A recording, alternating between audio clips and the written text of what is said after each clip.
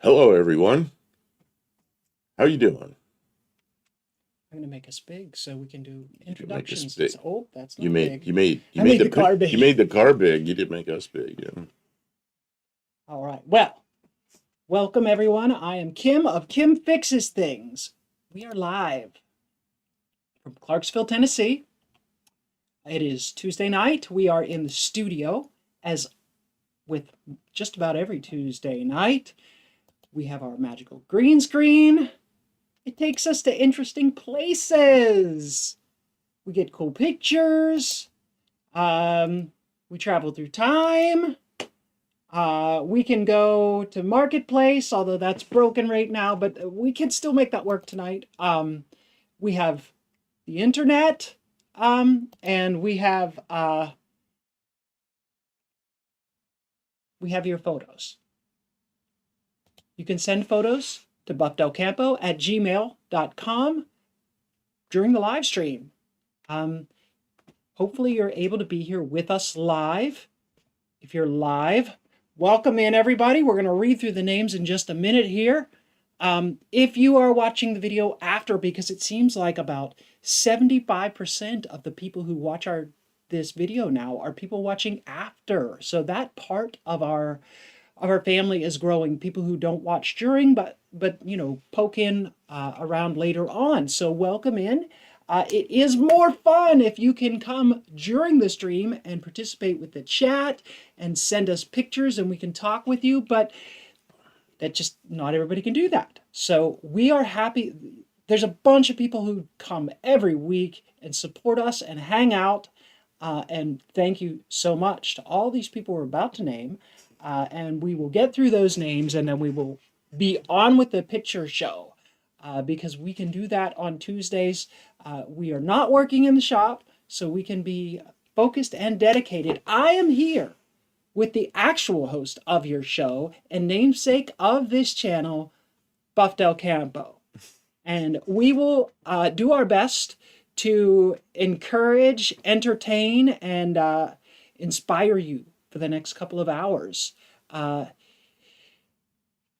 And along that order, I'm going to call out some of the names. As we participate with chat, we're going to try and remember, as I usually point out, to read the names of the people in chat.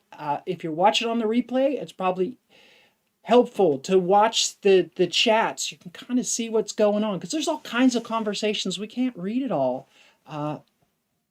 And it's fun to kind of get to know the names of the people who are here on a regular basis, and you've all got personalities, and we like that. Inspector Bruce nailed the 7 p.m. He's going to get 4 points. Lester LeSabre, Buddy Carfano, Patrick Sullivan, Colby Queso, Stray Bullet, Crash Roadrunner Garage, Vintage Adventure Drives, Mexican Spec, Senior and Sons, Gearhead. Wow, there's a bunch of people. D-Man. G-Man. I think that's all the people who came in right at the start. We appreciate that. We're going to reward all those names that I just read with 3 points for being here right at the beginning of the stream. I see Olive jumped in here, and I think that's everybody. If I didn't read your name, you're in the 2-point section. So keep track of your points. I don't got a database. I don't got a spreadsheet.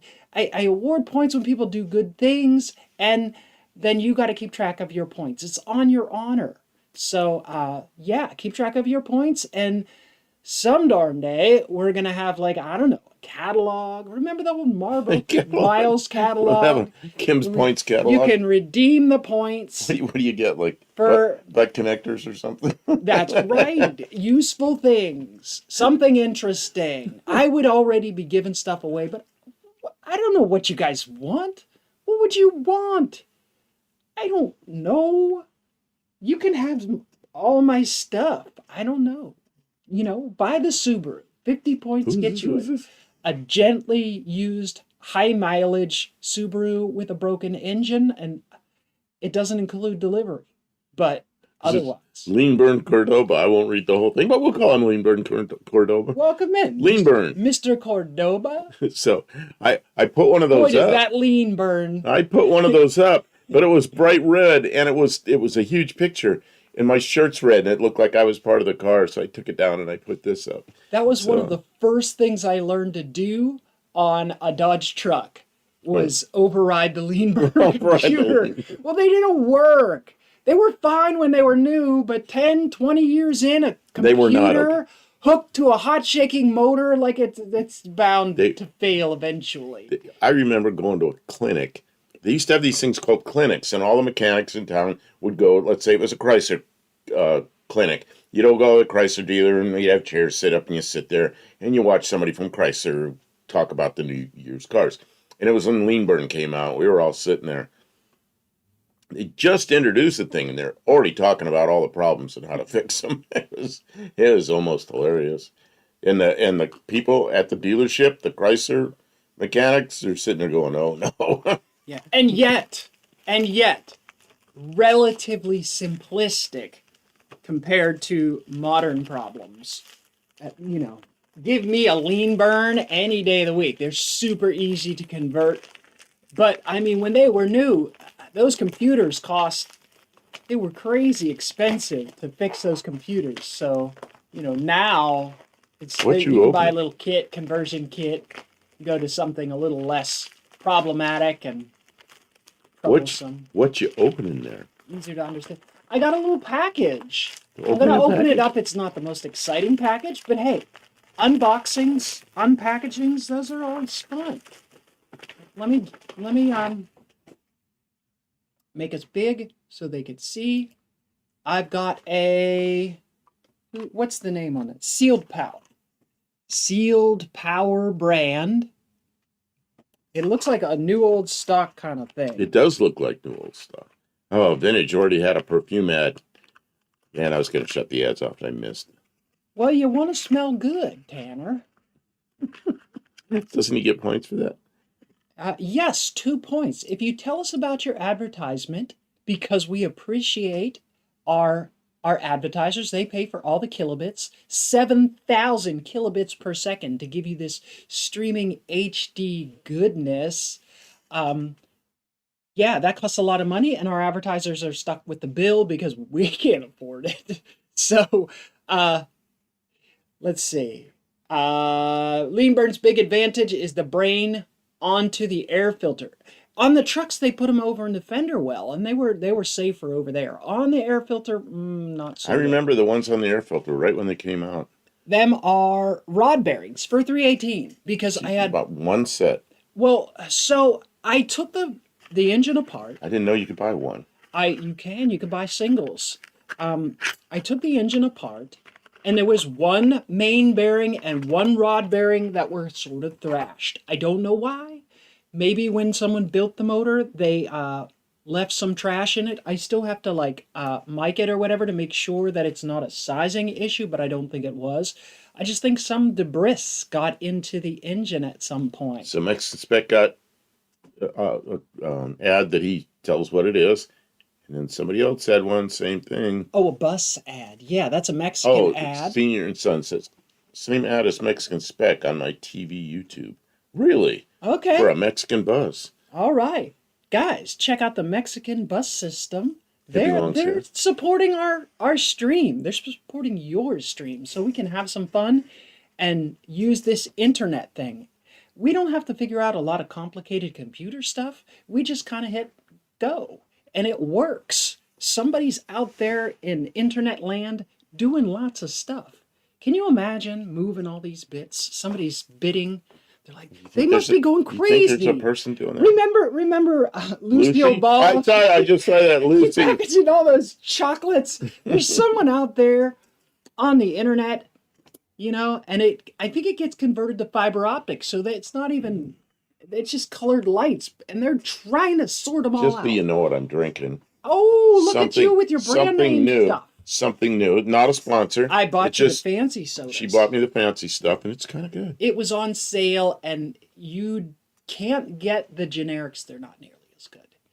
The bearings in my Scamp engine were showing copper. I did like UTG and put them right back in.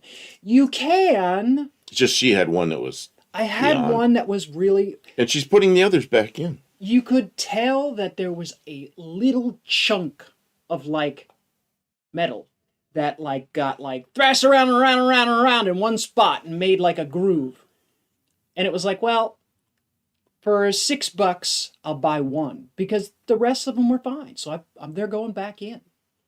And then the main bearing, it had kind of the same thing, but I think it went around once and then shoop, went in the rod bearing hole and was gone. So it wasn't as bad. I'm going to run it. There's still lots and lots of material on the main bearing. Anyways, that motor is killing me. I got the cylinder heads back from the shop. They look so good. They're nice and surfaced. I paid $200 to get them surfaced. And I was in there messing with the porting, cleaning them up just a little bit more. And one of the valves was a little bit funky, and the guy at the machine shop pointed it out, and he was like, you probably should get guides and seats because it was a little recessed. Well, once I cleaned it up and really got in, like they hot tanked them so I could see it better, The seats are like scoop shaped right there. So that seat is bad. It needs cut out and an insert put in it. And he said, I can't put in an insert without putting in a guide. So I need a guide and an insert. And then the sister right beside it has a crack in it that I didn't see until after it was tagged. So that seat needs cut out and an insert put in it. And he said, I can't put in inserts without putting in a guide because the guides are a little bit bad. He's like, my machine runs off that as a center, so it's got to be perfect. It's like, well, okay. So I need 2 guides and 2 inserts on one of the heads. So that's going to be another $100. I could just taste the expenditure. I should have just bought real heads instead of messing with these old junk ones. By the time I'm done, I'm going to be halfway to good cylinder heads. Anyways, okay, that was a lengthy discussion of some of the things going on in the shop this week. We have the Valiant Ute in the shop. If you guys weren't here last week when we got things started, the Valiant 72 Valiant is in the shop. It is way up in the air, so I can weld down low, and the doors are gutted and welded shut. Yeah, frames are off. Like if like a real race car, we gonna weld the door shut. If you saw the short that I did with took the window frame off, it looked like a 4-door hardtop almost. But we're committed now. We're cutting into it and welding. Mexican Spick is the leader of the revolutionaries. All right. There's stuff going on in the chat, and I'm not reading. I'm blabbing. Yeah, we've already lost the chat and I'm looking at stuff over here.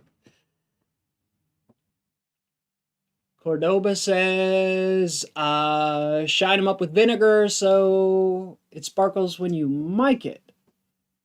Mike, like Mike KE. That just for $7, it's peace of mind. It's a rod bearing, and they take a hammering. So that one's getting replaced. All the rest are good. But we do need some valve seats. So the motor is coming along. I was trying to do it on a budget, but a budget still is money, right? Yeah, that means it's still going to cost budget's getting a little bigger, but not real big. In for a penny, in for a pound. What am I going to do? Back out now? The block is good. The crankshaft is good. That's a good solid base to build on. The rods are good. I'm still, man. And here we are, like usual, we're doing a 318 for another vehicle, and we're doing the Ute at the same time. Always. So we're, hey, I can hear a C-17 up there flying around. Hear that? Going right over us. Man.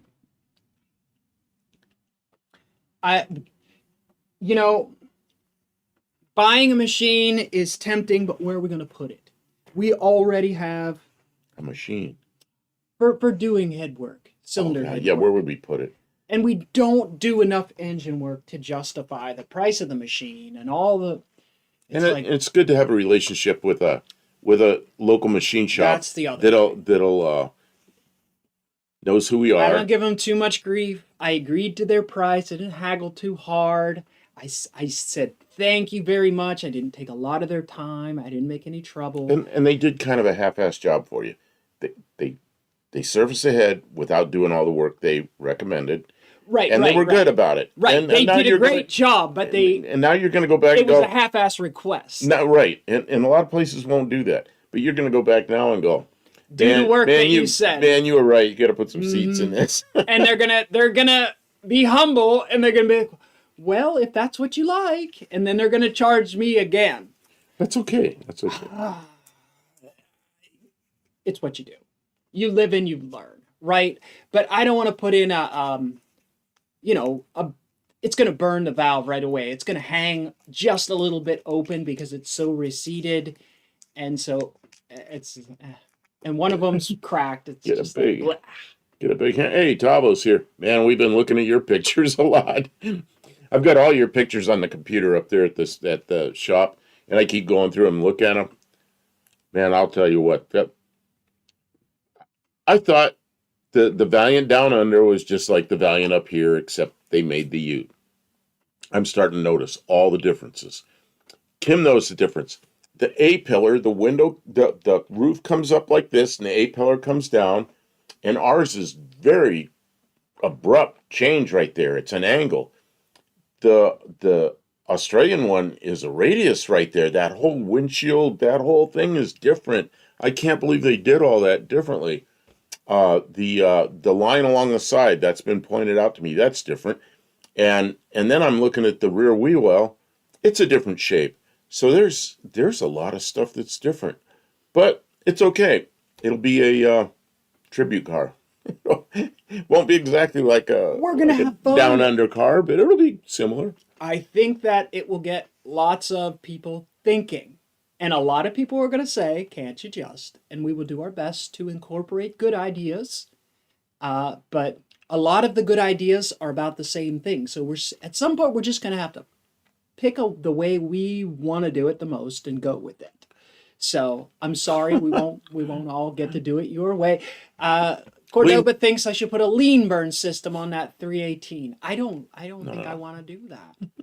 I don't think I would. You know what? I would either do the standard electronic ignition, the kind like they used from like 1973 to 1978, or I would use like a multi-port fuel injection system like they use on the newer have no fear. Magnum engines. Have no fear. Dougster is here. Welcome, Dougster. We watched you for a little while last night while we were in the shop. The lean burn I like is the new one that's made by, what is his name? It's up there in Iowa. Oh, the carb cheater.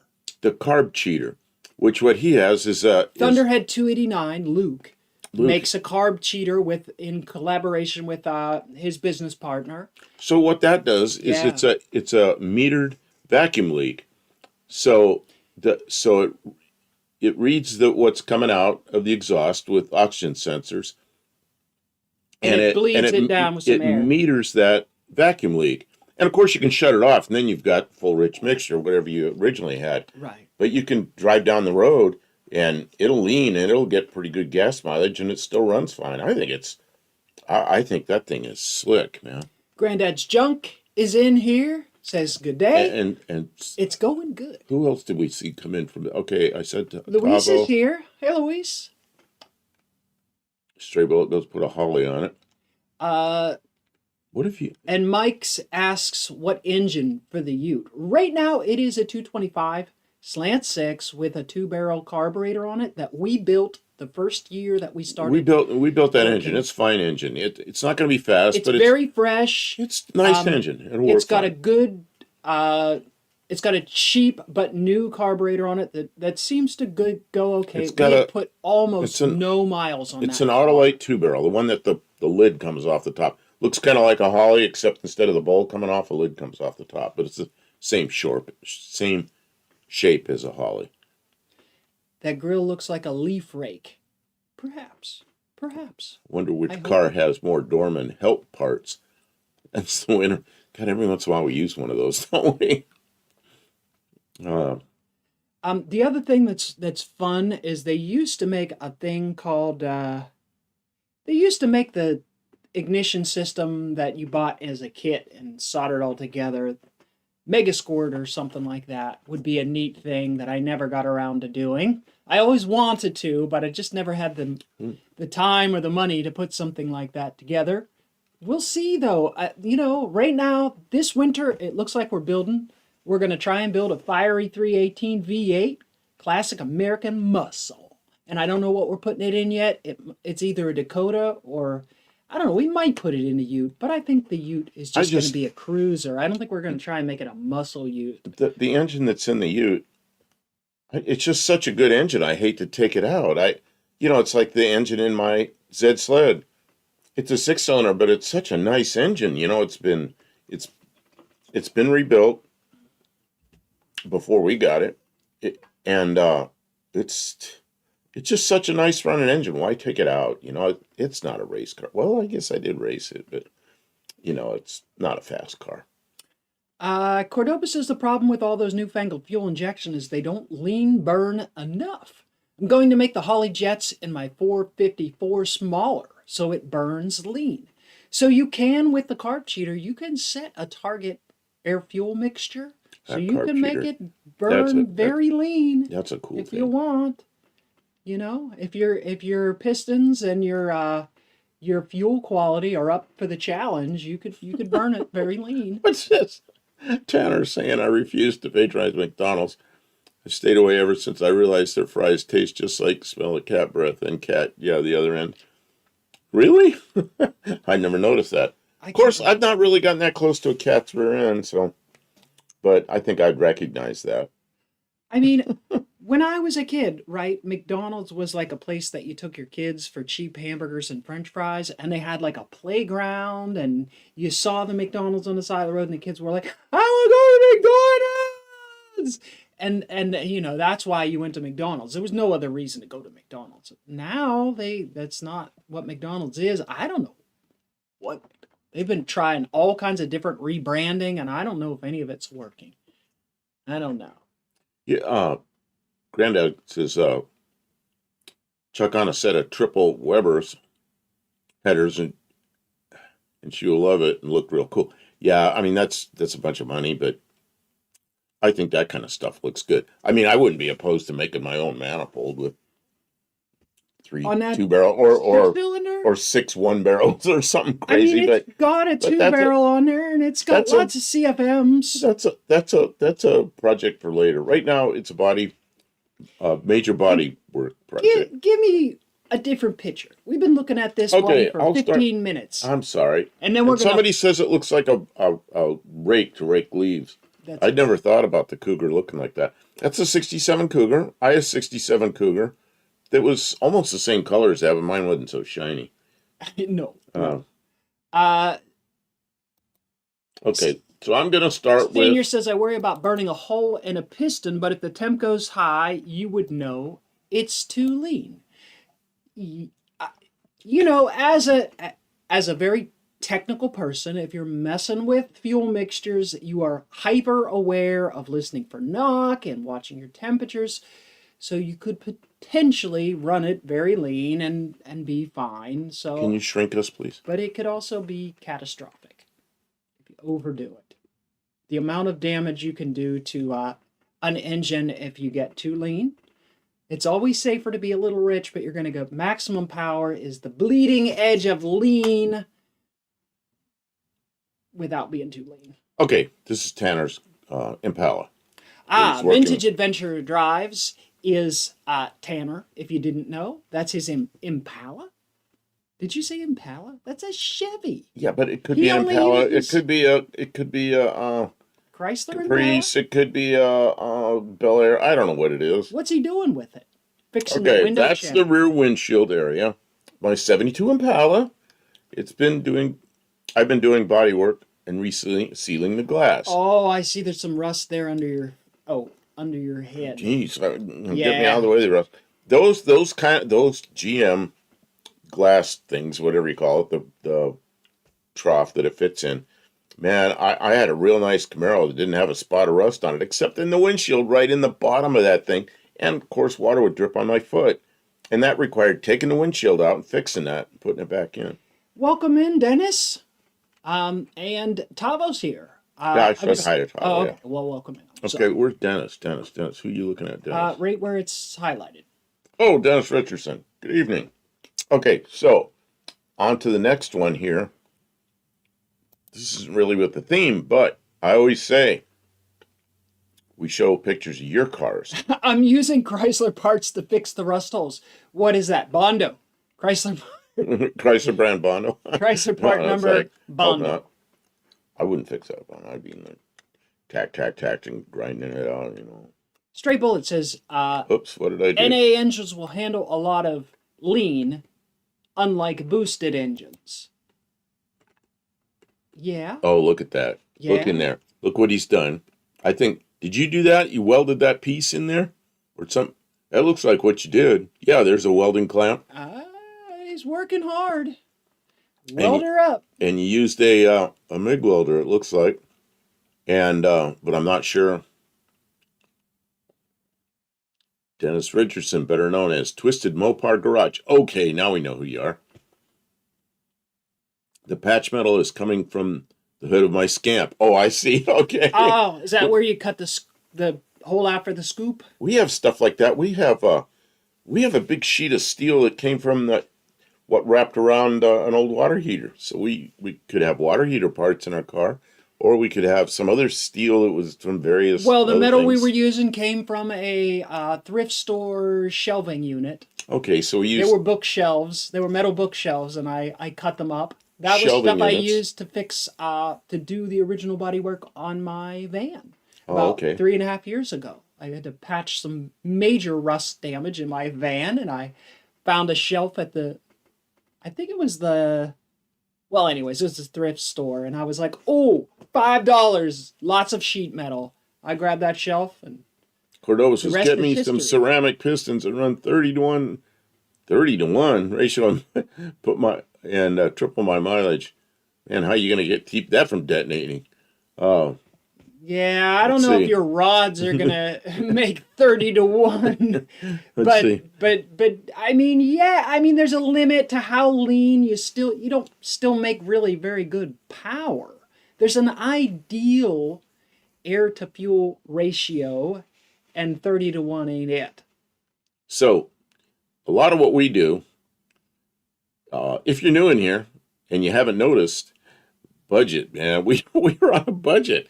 So what we do is we'll like build a nice engine that's plenty good enough to drive on the street, race a little bit. It's not going to win, some top fuel stuff, but it'll do okay, and we'll have a lot of fun. And we're going to do major body work, making a 4-door sedan into a Ute, which is like an El Camino, but a Chrysler product. And we're able to do it on a budget with very little money, and we're good at doing that kind of stuff. And the point is that anybody can do this without spending a fortune on a car, No.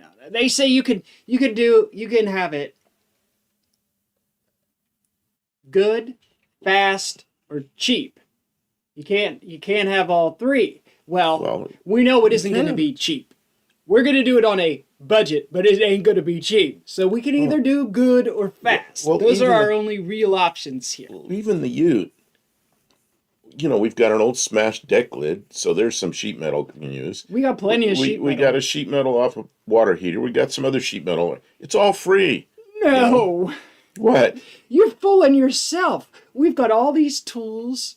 Like, we've got our life's work invested in doing this. I've got a lifetime of tools I bought. Exactly.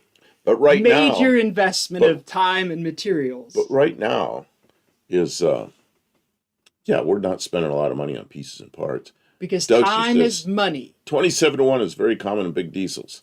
Yep. Wow. But we don't have big diesels. I had no idea it was that running, lean on big diesels. Well, that's not. Lean, oh, no, that's compression ratio? Yeah, I think that's what. That's because it's compression ignition. Yeah, that's diesels. But if you have that with gasoline, you're never gonna work. You ever weld on a lean burn car? Please disconnect the battery, or it can fry. Oh, just like a lot of electronics. Um, this Impala has more rust than any car I've ever, thanks to the window leaking. Yeah, you know, and those GM cars of that era, the windows leak, and it is a problem. I had a Chevelle leak, and mine leaked under the hood. The trunks get wet. I had a really nice Camaro, one of the nicest cars I ever had, and it was rusty in that trough up in the windshield. So it's a thing. And then it messes other stuff up. Cordoba's upset because that ground is not clean. We were having a heck of a time getting some good spark going, and we were trying all kinds of things. Make sure, yeah, check your grounds, people. Cordoba, what kind of car do you have? Let me guess, a Cordoba. What do you have? So. What year Cordoba?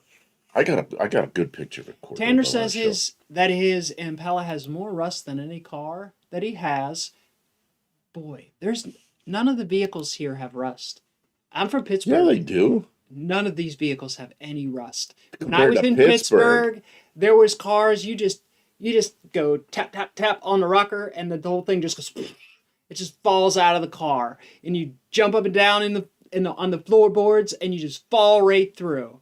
And you open the trunk lid, and you can see the ground. Well, the Spitfire was pretty rotten. It was all full of bond. That could never rust because it was all made out of Bondo and screen door material. Yeah. Okay, I'm gonna put up, if I can make it come up again, one of my favorite Boy, are we Cordobas. moving slow. One of my favorite Cordobas. We're 30 minutes in, we're on our third photo.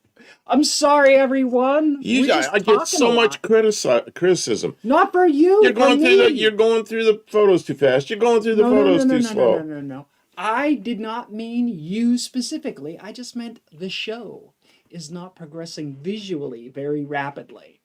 Okay. So here's the Cordoba I like. Dr. Go has one of these, and he really surprised me because he knew I liked him. And the first time I met him at No Name Nationals, he came driving up in this thing, and I was like, whoa, look at that. I would drive one of those. That's a nice looking car, yeah. You know, and his has a 318 in it.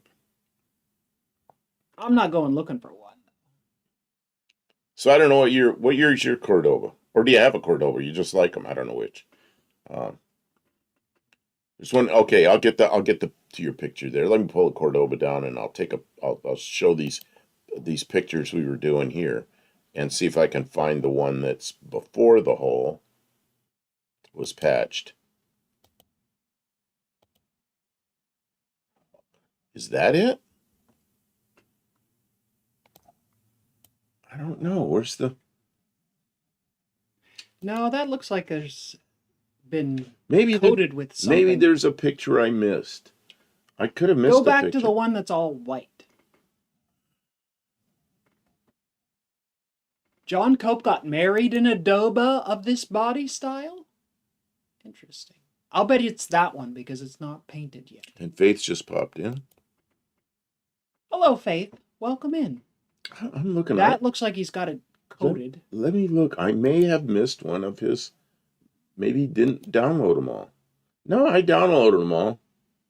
I don't see a picture that looks down into that place where you welded that shows it like the weld. Maybe I didn't get all of them. I don't know. I've got 4 pictures from you. 3 from the side of the car and then one that looks down into that weld. Okay. What's wrong? The secret to welding is getting a full ground clamp. Do not use the battery cable style. Get the bronze clamps. Makes all the difference with penetration. Well, yeah, we were struggling with the ground last night. Actually, I think we were struggling with rust in the seams. Yeah, but what really made a difference was when you put the vice grips on where the door handle used to be, and then clamp the clamp to the vice grips, man, then we got good ground. Now, yesterday, that was the night before. Yesterday, you ran it in the window and put it in something inside the car. You ground some paint off somewhere and clamped it in there. He told me we can't. And it doesn't matter. It doesn't matter because we're cutting that part out. You know. He told me we can't cut the roof off until the doors were welded shut. So I went out today and welded for 4 hours. So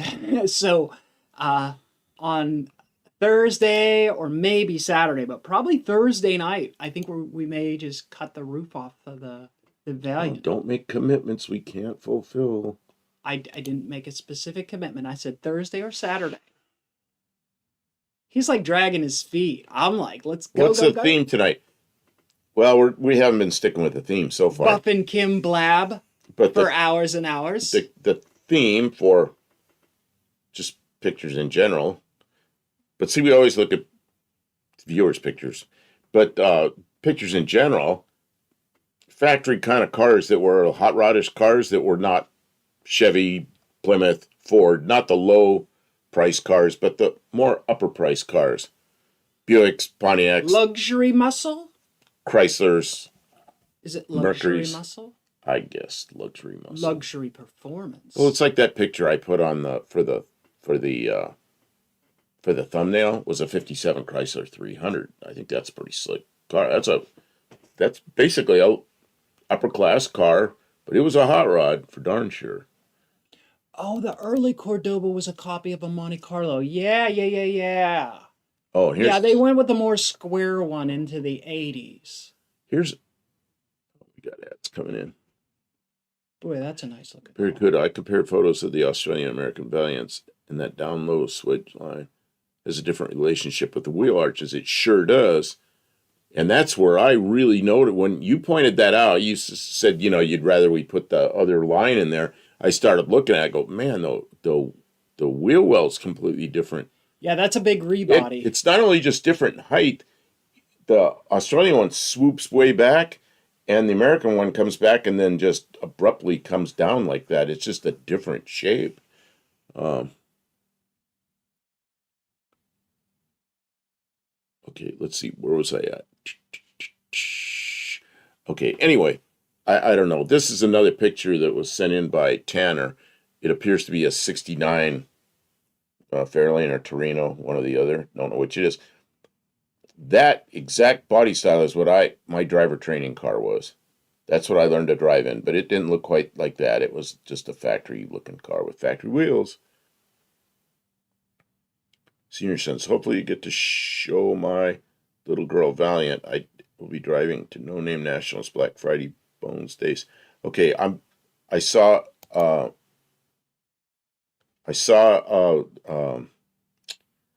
an email from you. I'll be over to that in a minute. Yeah, look at that. That's what I learned to drive in, except it was white and it had normal hubcaps on it, and it was brand new.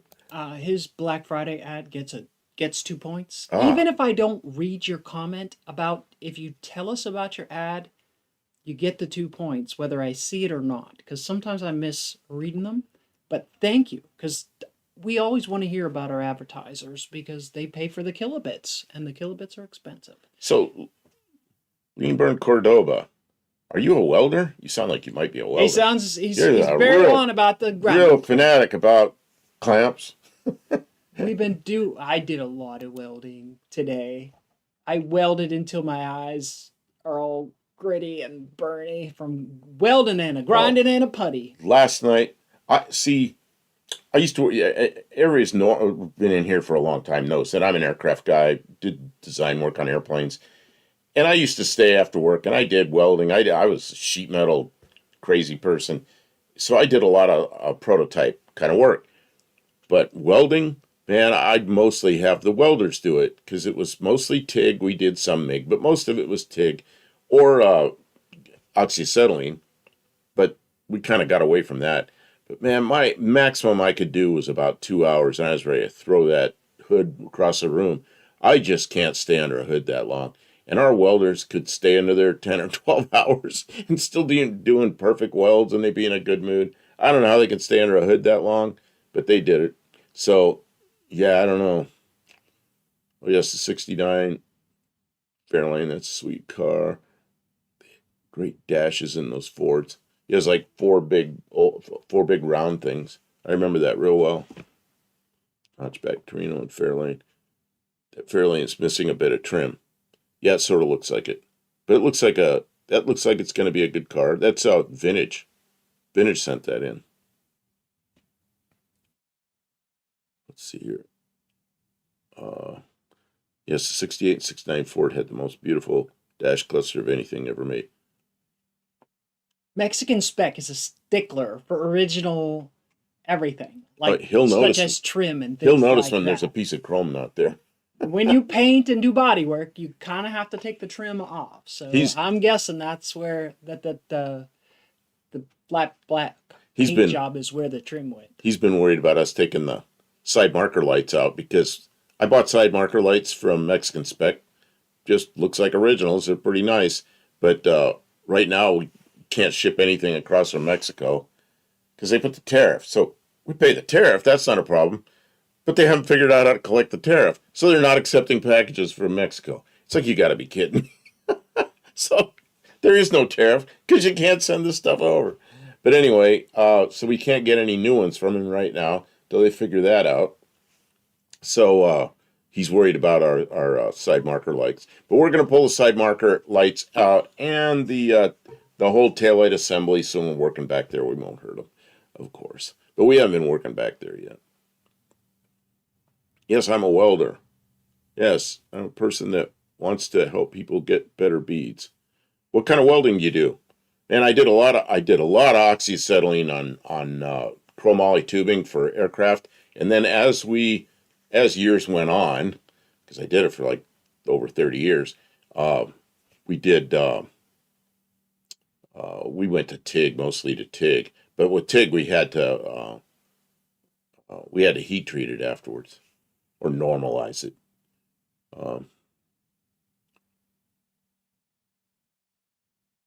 And she said paint is very bad. It'll get fixed eventually.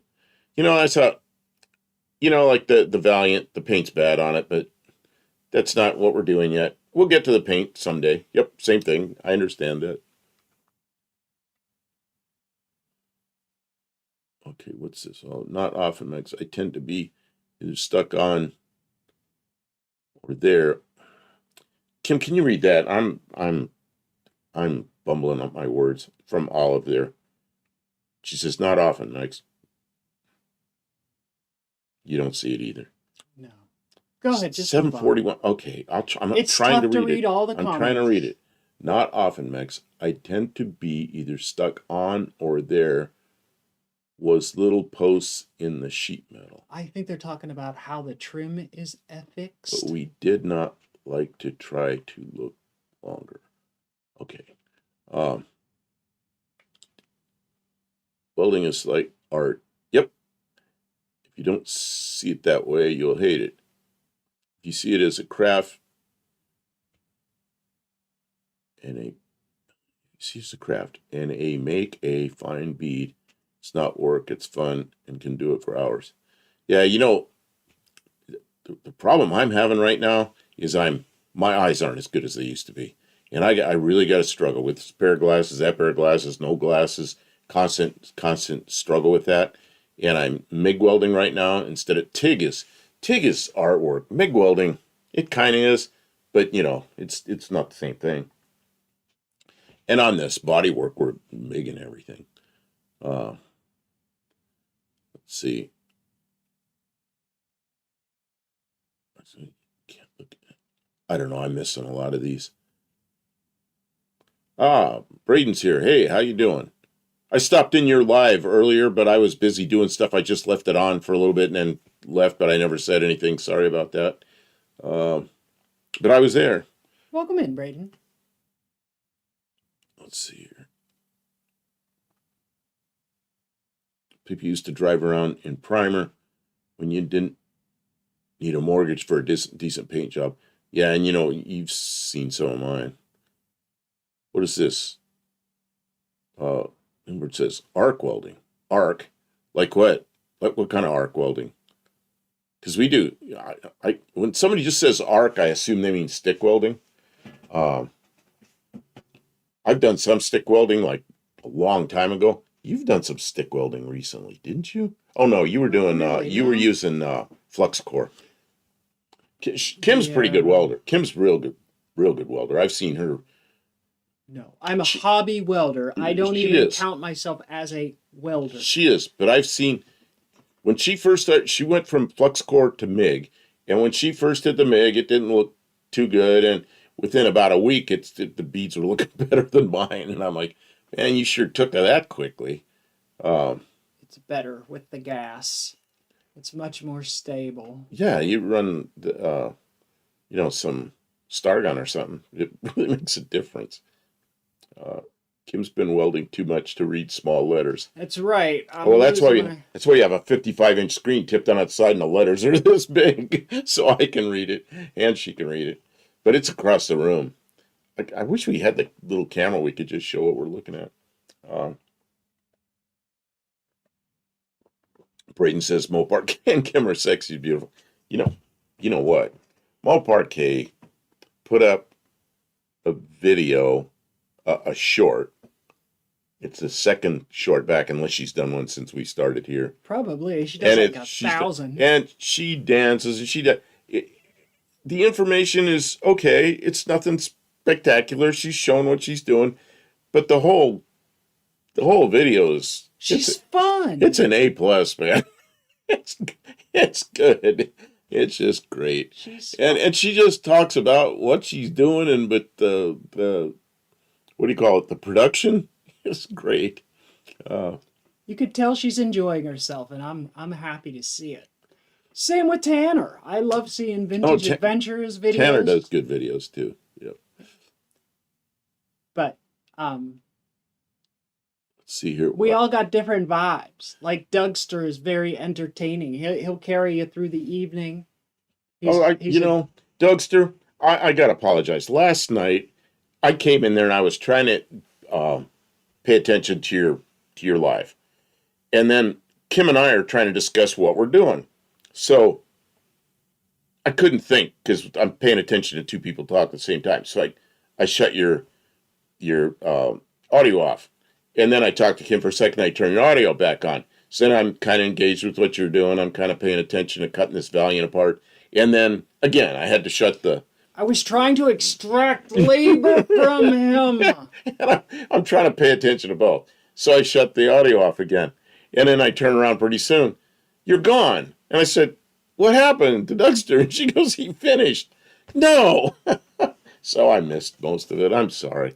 We were going after that. And Mexican Spec, did he stream twice this past weekend? I don't know. We were going after that Valiant. And we're really cutting that thing up, and we can't make cuts and welds in the wrong place, so. We've been really arguing about exactly how it's going to come out good. We're not arguing. Okay, planning. We have discussions about should we do it this way or that way, and everybody's ideas are considered. And we went through a whole thing on our last live up there at the shop. I'm going up there at the shop because the shop is that way. So we're up there at the shop, and we had a real good interactive discussion about how to do the back window and everything. And we went and people sent pictures and chopped pictures, and drawings that were redone and everything. And it's all been taken into account, and we looked at it all. And I think, I don't know what we're going to do yet, but it was really a fun thing. Let's see, I'm trying to move that out of the way with my mouse, and it's not moving. Okay. Jenner is a creature of tabloids and reality TV. I don't know what that's about. Oh, they're talking about a celebrity person. Vintage says, I use either flux core or oxyacetylene. I'm much better at gas welding. Yeah, the thing about gas welding on sheet metals, you can warp, what'll happen. You can make a mess out of that. Although I know a guy, man, this is an old guy, years and years ago. He'd take a acetylene torch with, I don't know what he had, like a double-aught tip or something on it, little tiny flame going, and he'd have like hail damage. He'd go like this, go down there with that, stick it right in the middle of the dent, and then pull it away, and then stick it right in the middle of the dent, and pull it away. And I'd watch that thing just, every time it'd heat up, when it cools off, it'd shrink, and he'd shrink it, and he'd get away from it. Man, it was good enough he could just sand it, and it was flat. I'd never seen anybody do that. So then I tried it. And when I did that, the whole panel went, whoop. It's like, well, I guess I ruined that.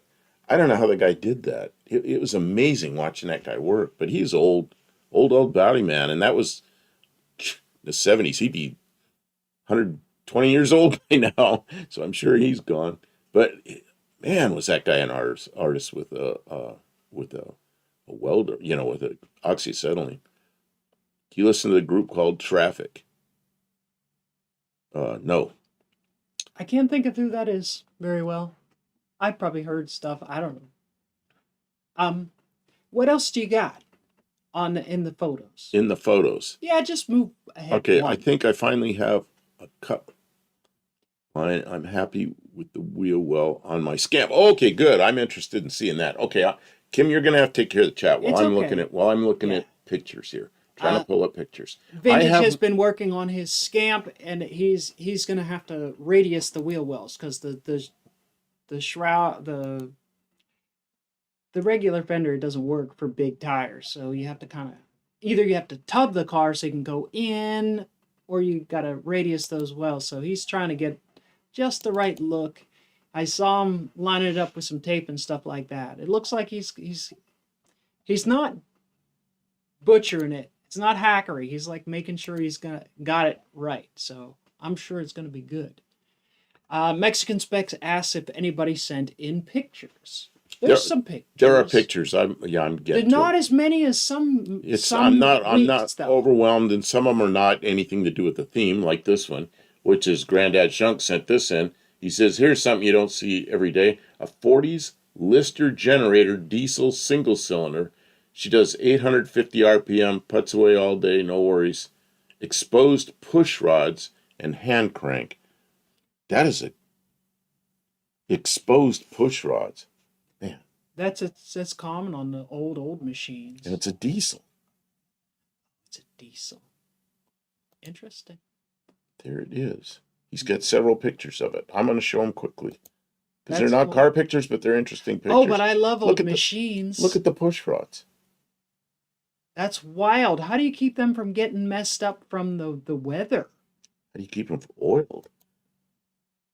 Well, the push rods themselves. I guess they don't got need oil. seals at top and bottom. I don't know. They must, yeah. Are there any that are on theme? Not as many as most weeks. Let's see here. Buddy Carfano sent a bunch of pictures. Yeah, he did. I'll get to those. Okay. I think we're just talking a lot. We're excited because we've been doing things. I talked about my 318 engine, and then we talked about our Valiant. I'm so excited to be working on the Valiant. It's been here since the first year. That's what we worked on, was the Valiant. We worked on it, and then it parked it. Never drove it. And I think it's because it's just a 4-door Valiant. And it's like, well, once we make it into a Ute, I think it'll be a lot more interesting because it's something rare and unusual, and it's custom. And honestly, that's a big part of why I came here in the first place, is we were going to be building custom cars. And so I'm excited that we actually get to start building custom.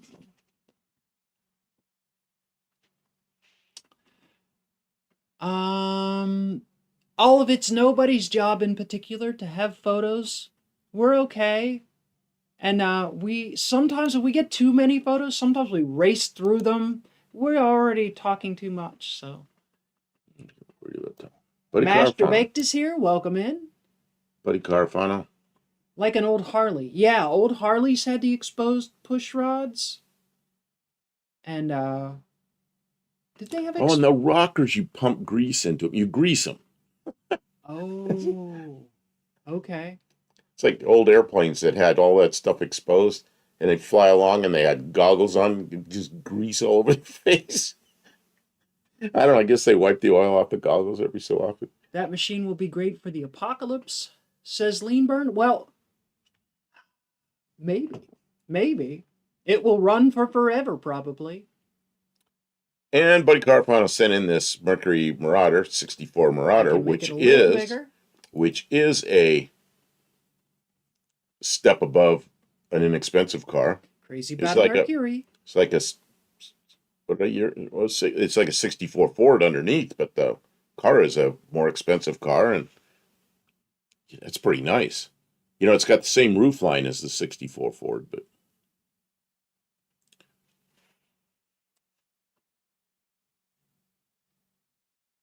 That looks classy. And then, okay, I'm looking at more pictures here coming in. What's this, buddy? Carfano sent. Oh, this is the Oh, he says it's a 2026. This is newer than what we usually look at. The CTSV? CTS Oh, no, CT5. T5. I don't know. I don't know anything about that car, but It's a Cadillac. it's definitely expensive. That's what the upscale Chevys look like. Scale Chevys. So I don't know if you got a lot of money or good credit. Do you think it has a front-wheel drive LS engine in it? I have no idea what's in it. What's it say? It says CT5V. I don't know. What's the 5 mean? I don't know anything about 2026 cars, except it made all my cars a year older. So now my car, instead of being 47 years old, is 48 years old. Man, I don't know about them. Sorry. What do we got here? Granddad's Junk says it will run on used oil. That's right. When the very last gasoline engine drops dead, they'll drain the oil out of it and pour it in that old diesel and still be running. Oh, Pitt's here. Good evening. What's that? Oh, that GTO is that's nice. See, used oil. We use our used oil. We use it for all kinds of things. We use it on the drill press. Might not be the best cutting oil, but it's not bad. And if you run the drill the right speed, it's okay.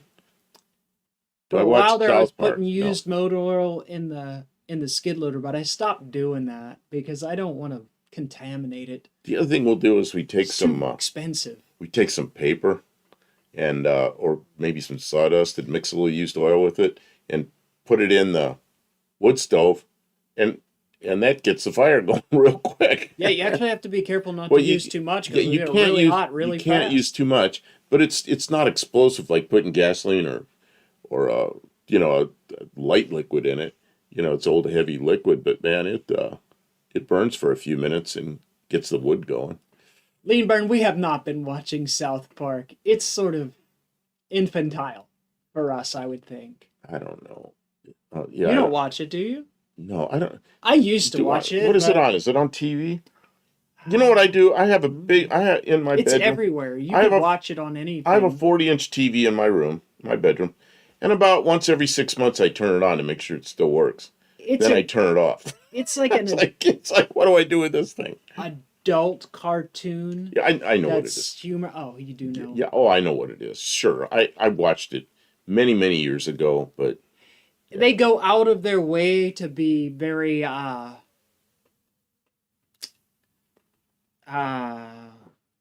like they try and mock everyone about everything. Very good. It says there was a Murado like that in my town, had a 427. Man, that must have been a car. It would have been a very impressive car. And another color was salmon pink. Man, I don't care what color it is. It's got 427 in it. 427 is quite an engine, It looks like an FE, but it's different than all the other FEs. I mean, it's basically it is an FE, but it's a race engine. Gearhead likes the 69 better. Okay. Where's this? It's gone already. Oh, likes a 69 what better? I don't know. 69 GTO?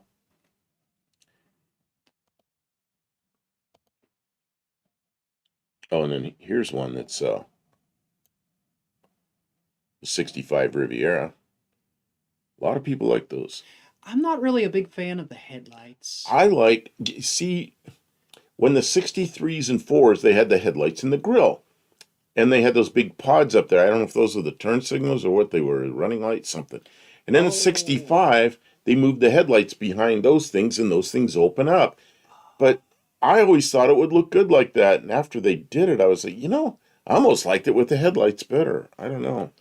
Yeah, I mean, it's okay, I don't hate it, but it's just, I think it's the thing that, I don't know, the upscale cars are a little, I don't know. Well, it is a beautiful car. those are not real fast, but they're not slow, and they're a nice car to drive. It's a lot of steel. Yeah, It's almost as heavy as a modern car. they're a nice car to drive. But yeah, you're not going to go around corners fast in that thing. You get up to a interstate, you up the highway, up the on ramp quickly. You know, yeah, they're okay. All right, here we go. Now this is a fast Buick. GSA. What year does it say? What year? It does not say what year. What year is that? Who knows what year that is?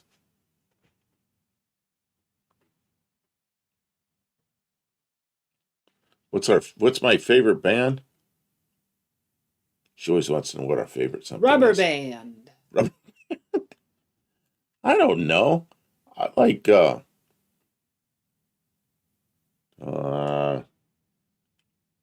who's that I listen to a lot from the 80s. Oh, you know who I listen to. Dougster is going to use a small block Chevy oil pump to make a transfer pump to filter used motor oil, to filter 5 microns so he can use it in his diesel heater. I suggest, since just use a little electric pump, because they're pretty, they can stand up to, you know, if the oil is not too thick, it's not too dirty, and it's not hot, then a regular little one of those click-clack fuel pumps, cheap, it'll move it, push it through the filter, it'll work just fine. Because trying to turn the small block Chevy oil pump, I don't know, how are you going to spin the pump? I guess either way would work. Lindbergh says they should have put the 427 in the Econoline van from the factory. And nothing else. Why? That's like an all-out race engine. The Econoline was like for delivering goods around town. It's like, I mean, if you want a big engine, put a 428 in it. But the 427 is, you know, it's a race engine. Braden wants to know what diesel should he use to run veggie oil on. I don't know. I don't know a lot about diesels. I understand that diesels are great for low RPM torque, but I don't really think that diesels are. I don't know. I wouldn't want to have to try and run veggie oil unless I owned a giant farm and I was gonna make my own. Who's the guy that plays the guitar and does all the cars and stuff and trucks and builds things? I can't think of his. I'm terrible with names. Terrible with names. Like currently? Oh, on YouTube? He's been on TV and YouTube for 10 years. And somebody in here will know who he is. You got to give us more. That describes a lot of people. No, I just can't. My brain's dead. I can't pull up names like I used to. He's I do like that yellow on this car. It looks very sporty in yellow,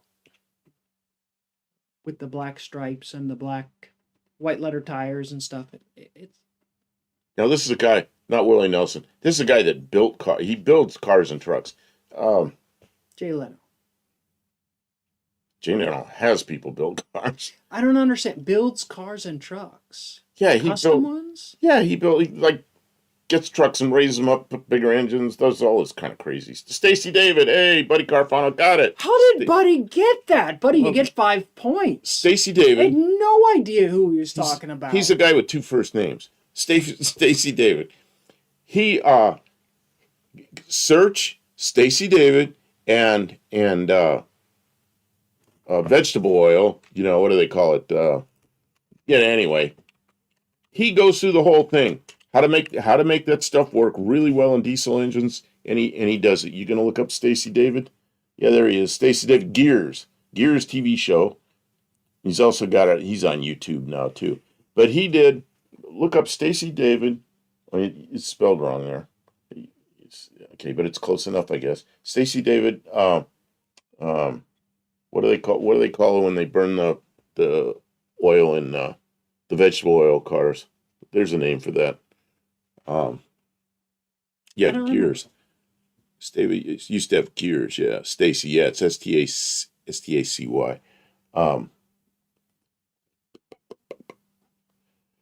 Just like a vegetable oil. And I bet that video will come up because he did he's done yeah a waste oil. Biodiesel. Biodiesel, right. There it is, Ah, right there. See, it's right there above my head now. Where is it? I I see can't him making the biodiesel. right Yeah. there. Yeah, click on that one. I'm not And going to click on it. It's going to go to some blog. okay, so But they anyway, can for click on those of it. you that are interested in it, that's a pretty good video that he did on that. And uh and I learned a lot when I watched it.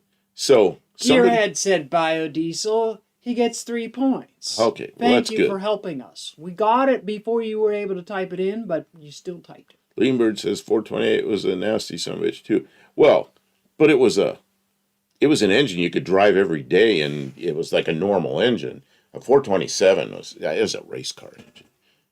428 was like a race car engine for the street. It's not so temperamental. Granddad's Junk says you can make fuel from plastic. Yeah, it's pyresis or something like that. And yeah, you just basically you heat it and you melt the the oil back out of it. I don't know, some chemical thing. I mean, okay, if the world were to end, you might need some of that stuff, but I mean, let's be honest. Buying just gasoline right now at the price, you can't beat it. That's why they make so many cars Well, that run gasoline, because even when it's expensive, it's so cheap. when he did this, it Yeah, was before biodiesel was a thing. really. So he went around to restaurants That's and not true. Biodiesel has been around since like the 80s or it longer. was not such a thing. He And publicized it. Yeah. he would get it for free. You're not going to get it for free anymore. He'd go around to restaurants and get the stuff, You and then can someplace. he'd do what he does to it, and he'd run it. You know what? You ride along behind a car like that, and it smells like you're behind a Mexican restaurant. That was everybody's plan how they were going to save the world. For when I remember, I must have been a kid. Biodiesel this, biodiesel that. Everybody's going to get fried. Well, so if everybody wants fry oil, suddenly it's going to be going from trash to becoming a commodity, and then it's going to cost more money. What is this? Who sent this? I don't know who sent this. Who sent this? Top Gear ran a Volvo diesel on used chip oil. There you go. Senior and Sons got a Vans shop commercial. All right, you get 2 points. Thank you to Vans for supporting the stream. Luis got an Amazon ad. You get 2 points. I don't know who sent in this picture. Oh, I'm Pitt sorry. got into wood gasification for a while. Yeah, I thought that was the coolest thing when I saw that. Like, that was a widely used thing before natural gas became. That's how they lit the street lamps, was with wood gasification or coal gasification. It's good technology to be aware of in case the world ever ends and you need, gas, but it doesn't have a lot of practical everyday applications. Faith says, "How was our day?" Well, it started out last night. We were up there pretty late, so I guess that was early this morning. I was out there all afternoon. And then we slept. Welding Then and we welding slept. and welding. Then we slept, and then Kim went up there and started working. And Dougster got a Google ad.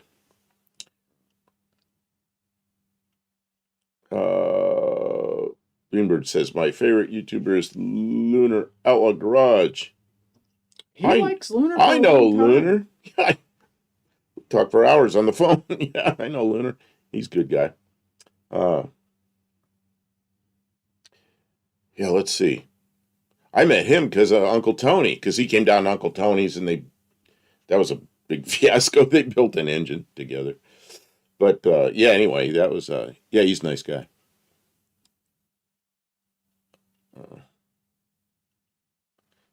Let's see. This is and Mike N's here. I haven't been looking at the chat. I've been looking at all these pictures. This is from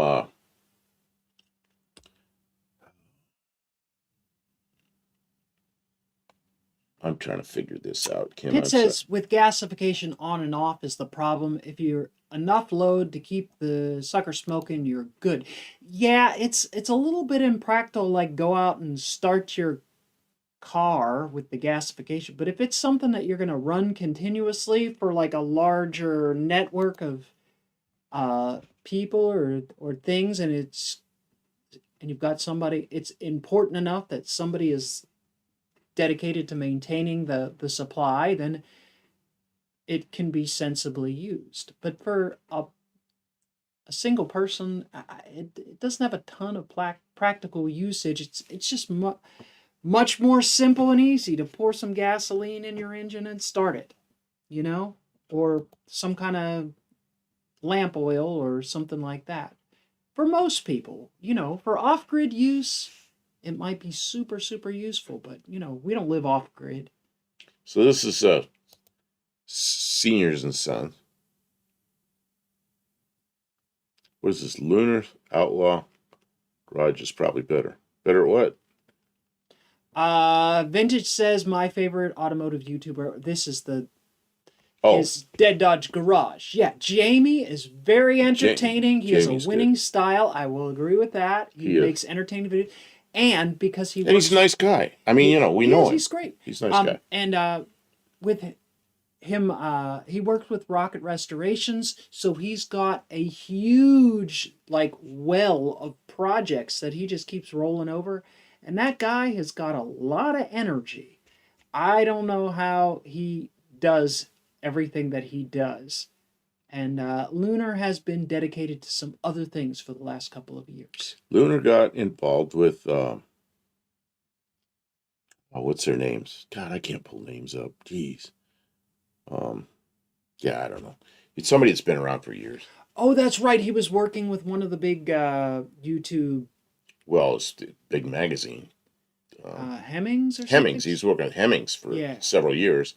And then he got back to his YouTube stuff. So, yeah, it's like I kind of lost track of him while he's working for Hemmings. Or working with Hemmings. So, yeah, he's a good guy, though. Jamie's jokes do get annoying in person after a while. Really? It's because you were working with him at No Name Nationals, trying to put a transmission back together in the middle of a race. Okay, Senior and Sons. Here we go. This is yours. You got to tell. Oh! I think it's up on the screen. It's not on the screen. It's like, why isn't everybody even seeing this? Okay, now we go. Now this. I've been showing this, and I didn't know I wasn't showing it. Oh yeah, and Barrows then is here. Barrows is Welcome here, in, and Ken. Barrows is working on a Corvair. Man, I like Corvairs, especially when they're. I mean, I like the Corvair engine, but I also like when you do other things to them. The problem with Corvairs is there's not so many of them around anymore. Pontomaniac says Pontomaniac is my favorite. Yeah. Oh, Barrows. Mine too. That's the show I watch every day. Well, Stacey David, I remember him. Yeah, we were talking about Stacey David because he did a big old thing on biodiesel, and somebody was talking about biodiesel, and I go, "You want to watch something about biodiesel? Go watch Stacey. Look up Stacey David and biodiesel, and he did a whole thing, and it's pretty good." Has Lunar ever come into our live? I don't ever remember chatting with him. Where do I see him? He goes into John Wilburn's live. I haven't seen him here. I should call him up. Go, hey, dude. How come you never support our live? Don't you like us? You know anymore? What? He has memberships, and I'm a member of Lunar Outlaws, and he has thanked me for being a member like for 5 years or some crazy thing. It's like, oh, I forgot about that. I forgot how, because when I go into his chat, it has it every shows month that. He's taking money. Yeah, he takes $1.50 from me or something. So yeah, I've known Lunar for a long time. So yeah, I had to give him a hard time. Hey, I'll call him up. Hey, you got to come into our live. Let's see. So anyway, this is people with two names, Senior and Sons. Who's Senior and Sons? I'll have to look, Kim, because you're not coming up with the name. Mike Slater. Mike Slater. Mike Slater. Okay, yeah. And then, oops, it jumped to, why did it do that? I don't know, but that's a pretty nice 4-barrel. carburetor intake manifold on a slant six. On a slant six, but what? I don't know why it did something weird. Why did it do that? I don't know. I'm gonna have to close that and do it again. Sorry about that. It Jumped ahead. It jumped ahead and it didn't make sense to me. There. This was next, but it jumped right past that and then it malfunctioned. Somebody's at the racetrack with an earlier Valiant. Yep, that would be Mike Slater. Oh, okay. Nice. And this is, look at that. Man. Yeah, that's a slant in that Valiant. Bear Rose asks, does anyone want a complete 66 Corvair drivetrain with the 2-speed auto? I happen to know someone that isn't using it and would sell it on the cheap. Man, the shipping would cost more than it's worth. But yeah, I want it. I can't have it. Want everything. I couldn't have it. Oh yeah, but we could build an airplane with that. Oh. No, I'm not going to do that. I'm not building any more airplanes. I'm not flying anymore. Why is there an airbox on a slant six? Ask Mr. Slater. Why is there an airbox on your slant six? I think Buffalo, Campo, and Kim should build a Corvair and put nitrous oxide in a homebrewed turbo kit. I don't know. We got a lot of projects. She's got a 66 Dart. If you haven't been here before, she's got a 66 Dart with a slant six, really nicely built slant six, and her plan is to turbo that. We already have the turbo. We got all the stuff. It's just we're gonna have to arrange it so it fits under her hood and everything, and make it so it fits. Make it so it works and fits and all that. Dick Dastard says, I sent a picture of my living room coffee table. I can't wait to see what that looks like. I'm going to look here in a second. Yeah, see that? I see why, because that's just, I don't know, that's just how he ran his filter, I guess. I'm not sure. Maybe fresh, cool air from outside the engine bay. Okay, that makes sense. He's picking up cool air, and it goes through a filter and then over to that hat. That makes sense. Mm-hmm. Very good. That reminds me, what am I having for dinner? Huh? Do I ever listen to Beatle music? I did it one time. I haven't in a long time. I mean, that was when I was 14, 15 years old. That was the thing. But that would have been in like in 1967, 68, 69. I don't know. I guess I'm not really I don't listen to much music at all. Yeah. We listen to welders running and YouTube live shows and that kind of stuff. A lot more than music. Okay, I'm going to go find. Mike says it works incredibly good. All right, there you go. It's good to have cool non-engine bay air. Because there's a lot more. A lot more has come in, and I haven't finished with Mike Slater's yet, but I'm going to jump around a little bit. What is this? 73 Ford Landau from Australia, based on the Falcon hardtop body, and that's the Australian Falcon, which is much newer than our Falcons. 351 Cleveland FMX, 9-inch 4-wheel discs. Wow. Okay, it's coming up here. It's coming up. I just got to get to it. Mike says it's a 390 Holly, and that's a good matchup for us. Even a build-up slant six doesn't need much more than a 390 Holly. So that's a pretty car.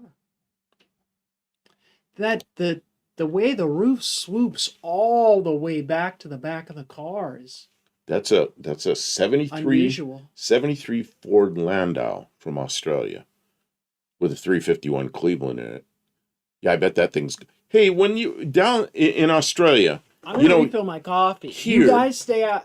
Here in the U.S., they lowered our compression in 1972. Oh, they sure did. So everything kind of got, and they reduced turned the that word I'm not supposed to use. That means it's the opposite of advanced. To turn the timing back on the camshafts. So in 1972, 351 Clevelands didn't go very good compared to the 71s. So what happened in Australia? Did they allow the compression to stay out, or did they change any of that? Or did these engines just fly like they did in 71? Curious about that. Senior says 75 degrees versus 180-degree air gas. Yeah, I bet it does. Nice cool air in there. At least the auto parts store will have the filter. That reminds me of a 73 Ford LTD. Yeah, but it looks smaller than that. I bet that, I don't know. I don't know if that's smaller. I bet it's smaller than an LTD, but yeah, it kind of looks that way. Secret Insight info from Barrows. I bought a set of the absolute cheapest small block Chevy heads on eBay, sent them to Ed's machine here on YouTube, and he will be building those heads on his channel. Tune in to see if I messed up, okay? Greenberg says, looks like a Jeep airbox. Senior says, top looks like a XL Ford Top 73. Tavo, we kept horsepower until 76. Oh, that's good to know. So this thing probably flies. Barracuda. It was yeah, that's a word I can't use. I used that on here one time, and I had it in writing somewhere, and I gotta, can't do that. Can't use that word. It's, now I'm considered as being mean or something, I'm what? I'm bullying because The automatic. yeah, that video. I think that video that had that in there went like normally I was getting like thousands of views, and I got like 4 or 5, and it's like they didn't push it out, and that's it got yeah, red flagged or something because I used that word. So we started saying anti-advanced and all this kind of shit. The whole video was about we had a what is that? No, is that little thing you bought, that ignition system? The GM one. What's that one called? The HEI. It's an HEI system, and as the RPM goes up, it's supposed to advance, but it didn't. It anti-advanced, which is wrong. It's just not supposed to do anything. It was just supposed to continue to. It was just a piece of crap. But it was lagging. That Lando would be good for 125 miles an hour, 16-second quarter mile, running 277 rear end. Wow, and real high gears. He was being a mean old man. He is a mean old man. So he uses words for the thing that they're meant for. Senior says, yes, 95 4.0 Jeep CJ airbox. So Lindbergh recognized that box. Did you oh, show goodness, anybody that purple car looks like a Ford when on LSD. Whatever. Did you show anybody this? No, okay. I'm not keeping up with anything here, Kim, and now you want to add to it. All right. Okay, I want to show it now that you handed it to me. Too late. Oh, don't take it away. Gotta be careful. So if we call the timing slow, is that less offensive? Yeah, I don't know. I guess, yeah. Slow is too common of a word. We went out to a parts car, like my car, a Zephyr, and we were pulling some parts off of it, and this was in it. It was like, oh man, oh, that really reflects weird. Here, I'll give us the big screen. That reflects really weird in there. I don't know what it's it's reflecting off all the screens. So anyway, this is a Mustang instrument panel that was in that Zephyr. And I wanted to buy it from the guy, and he goes, oh, that's a Mercury one. I go, no, it's a Mustang one.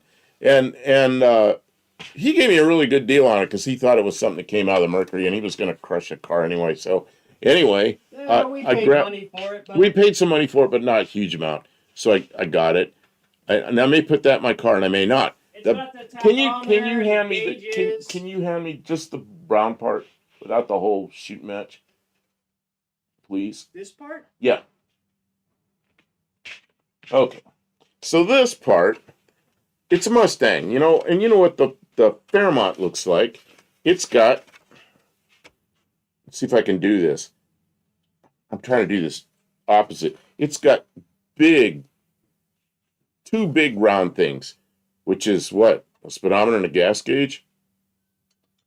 But this thing has a speedometer, a tachometer, and then all the gauges. It's pretty cool. The bad thing is it right here, this part right here, on the Fairmont's a little wider, and there's the Prindle thing that tells what gear you're in. Because Mustangs never had a column shifter. They had a floor shifter. Well, the Fox body Fairmonts and Zephyrs I've had that I put these in were floor shifts. Well, I got this. I wasn't even thinking about that. So that Prindle won't fit in here. I don't know what I'm going to do yet. I may use this thing. I may not. I'm going to have to work that problem out. Or go to a floor shift. I'm not going to do that. So, I don't know. Just a thing. It's not Mars? It's not a Mustang 2. It's a Mustang. It's a Fox body Mustang.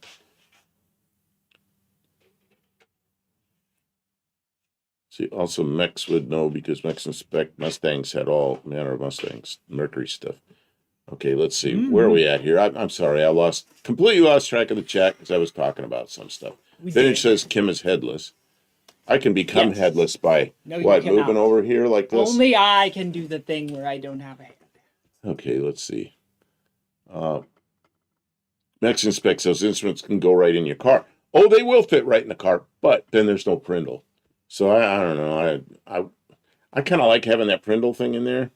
Although I know what gear I'm in, but I have to think harder. It's nice having the little pointer. So I don't know. I don't know what I'm gonna do. Just it's not Mustang 2. It's a Mustang 2 went up through 1978. 79 and later was a Fox body Mustang, so it was a Fox body. It was a Fox body panel. Barrow said count the clicks and go for it.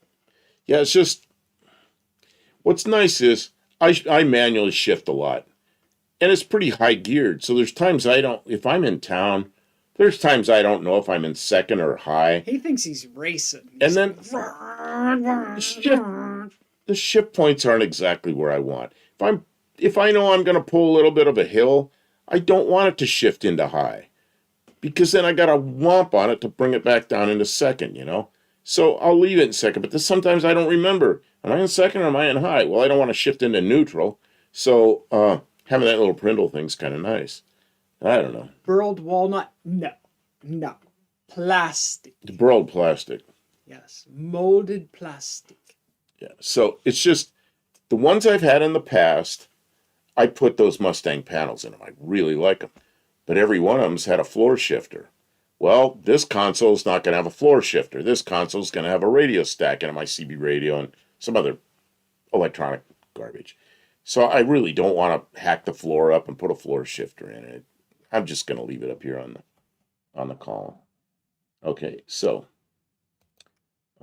let's see what else we got. Vintage says, a kid at the local textile school told me today that he has a 74 Mustang. I told him about my 73 Pinto that has the exact same suspension design. That's cool. You guys were able to bond over Ford stuff. What were you doing at the local tech school? Are you going to school? Vintage. I thought you already knew everything. Max Swidge, Dick Dashley sent us this out of focus picture, but that's okay. We can see what it is. This is his coffee table at home. See, I like coffee tables like this. Oh, he's got performance stuff. Tommy Hanlon's here. Max Wedge stuff. Tom. Well, I'll get it out yet.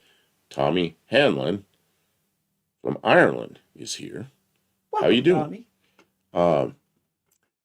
We are worldwide. We got Australian, and we got Ireland, and we got other places.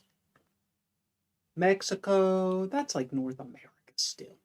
When I got out of the Air Force right away, I got a crappy little apartment. And it was just a one-room apartment that had a kitchen and a bathroom. And it had a coffee table. And on the coffee table, I had a Ford FE 3.2 setup. Carburetors were new. The manifold had been sandblasted or glass beaded, so it looked new. And it had one of those old Ford air cleaners on it. And it was sitting on the coffee table. And it was a woman that had just bought the place. And she goes, "Can I see the apartment? I've never seen inside one of them." I said, "Sure." I opened up the door and she looked at that. She goes, "What is that? An airplane engine?" I said, "No." I tried to explain to her what it was.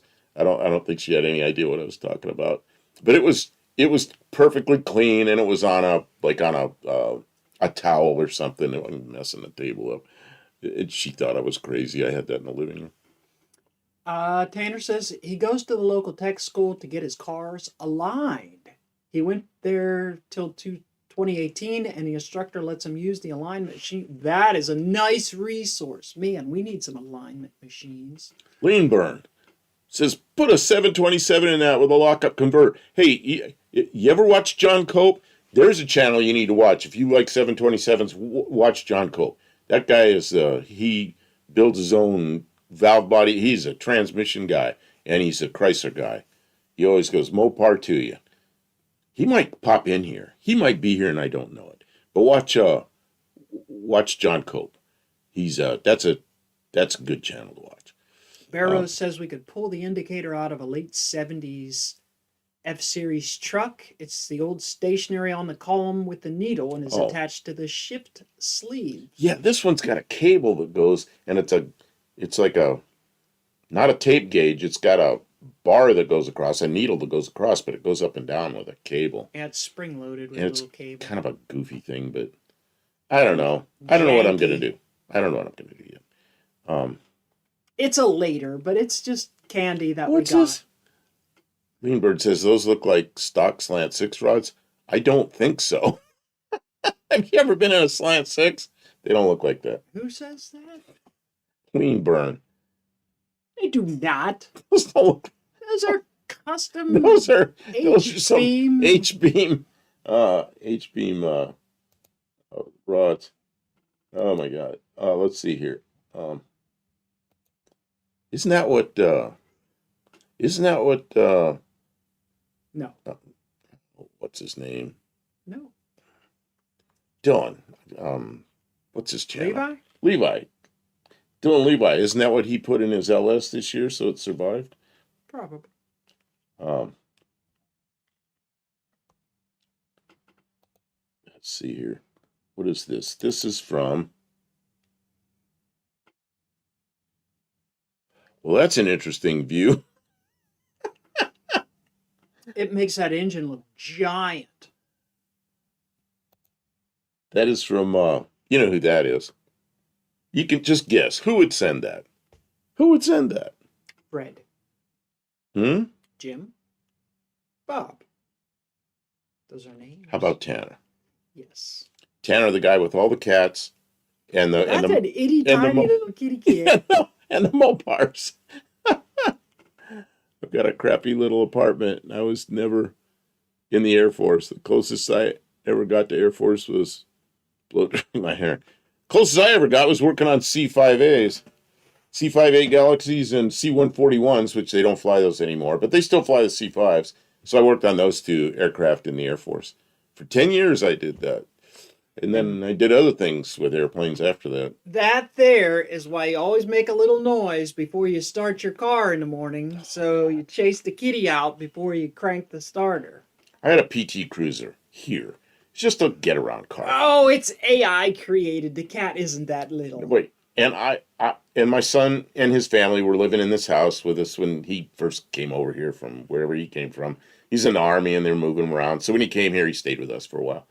And they had a cat. And I parked the PT Cruiser, so the engine was nice. It was winter time. Engine was nice and warm. The cat crawled up in there. Well, luckily there's electric fans. There's no like engine-driven fan. So the cat was getting up in there, probably by the radiator, nice and warm, toasty place to sleep. I didn't know that. I went out there and started up the car, and there's this horrible noise in the hood. And this cat comes running out from under my car. It's like, and the cat didn't like me. So I was trying to make sure the cat was okay, but the cat was fine. Mike says, Greenberg says, I wanted to watch John's channel, but I just couldn't cope. I sent John Cope some. What? He's rhyming. I know. John Cope's a good guy. Good people, yes. And he's a racer. Do we have a Mexican spec segment we're doing tonight? I don't know. I'm trying to get through the pictures. Let's see what we've got here. Buddy Carfano's got another one here. we're starting to get some in. So oh, look at this. This is a custom car. It says 56 Lincoln Continental, but it is not. It's a 56 Continental. This was a separate brand at the time, which was Continental. But that's a custom made one. That's a completely custom car. That's a really nice car. Who did it? Didn't Chip Foose do that? That's what it says. Oh yeah, Chip Foose did that. Okay, yeah, because I'd seen that. What looks photoshopped? What, the Lincoln or the Continental? No, the little kitty was photoshopped. Oh yeah, it probably was. Blue Grit's here. Car fans are rough on kitties in the wintertime, especially belt-driven fans. Oh yeah.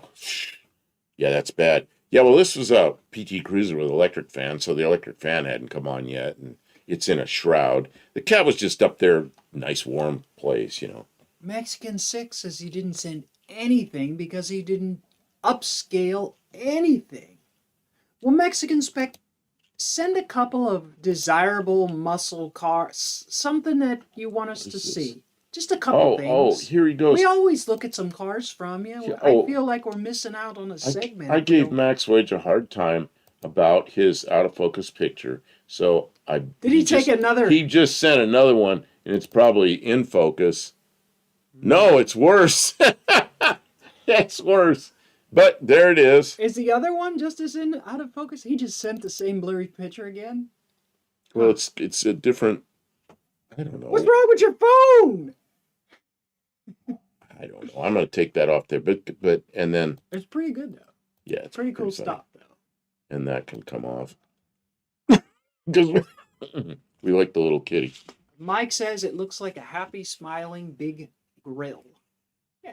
Okay, so since Mexican Spec did not send in any pictures, do you want to go to his Instagram site, or do you not want to do that? Just let's talk about something else, and we'll give him a minute. Okay. I'm sure he'll send us a couple pictures. Okay. Just a couple cars. We'll show them for you. Vintage. That's a fun segment we like to do. Vintage says, my cars with fans don't have enough space for kitties to rest. They get in the engine bay, but they don't get in the fan. That's good.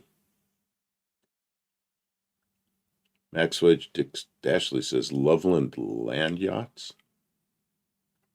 Oh, he zoomed in. Okay. Vintage says, I just had a Summit Series ad. Hey, that's some...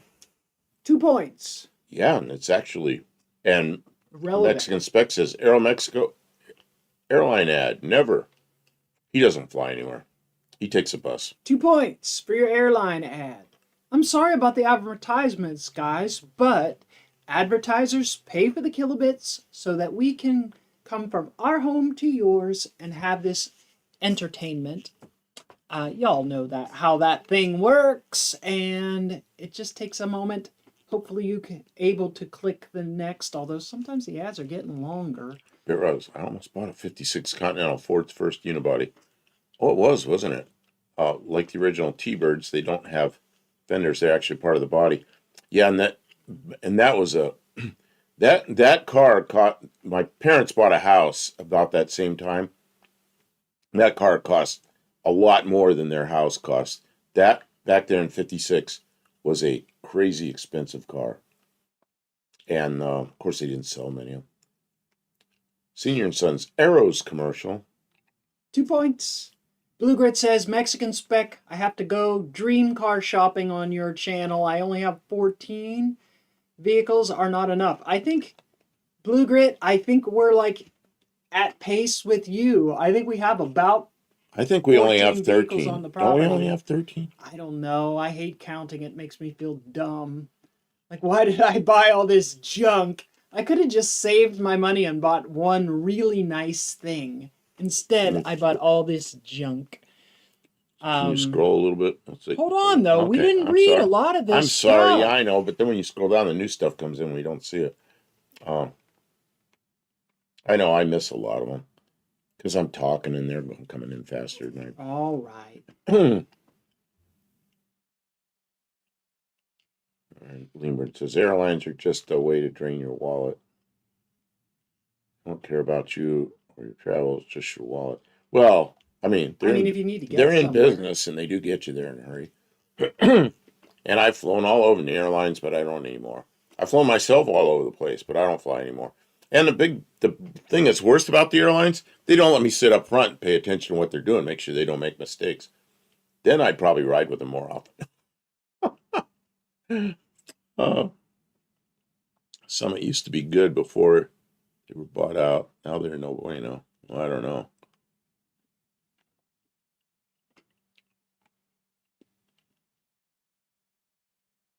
Those slant 6 rods are photoshopped. What? There's no slant 6 rods. We didn't show any pictures of slant 6 rods. I'm sure we have pictures of slant 6 rods, but not here tonight. Oh, there's a bunch of stuff just came in. Holy crap. I got a lot of pictures just came in. Really? Yep. Like 5 emails right while I was rattling on about something else. Well, I told Mexican Spec to send some pictures. He did. But there's... Vintage mainly buys from Jegs. Okay.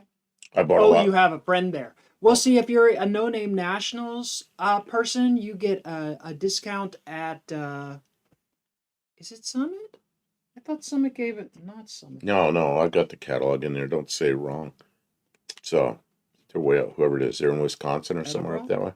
Well, and Edelbrock is the best one. Edelbrock gives you the best discounts for if you're registered for No Name Nationals from last year, because there's no registration yet for this year. They haven't announced the date. But if you're registered for No Name Nationals, they give you a pretty healthy discount. Yeah. Okay, this is vintage. Another vintage picture. So you have a cat in a box. Okay. Then. Oh, Cordoba says that the rods from a Max Wedge 413 or 426 uses 198 parts. I had no idea. Really? I did not realize that. It kind of makes sense because those engines were designed around the same time and they generally used the same rod journals. Did they? Boy, that is a piece of trivia that I was not aware of. Pretty neat stuff. I'm downloading pictures. I had no idea what you're talking about. I'm like, what are you talking about, slant 6 rods? But now I see what you're saying.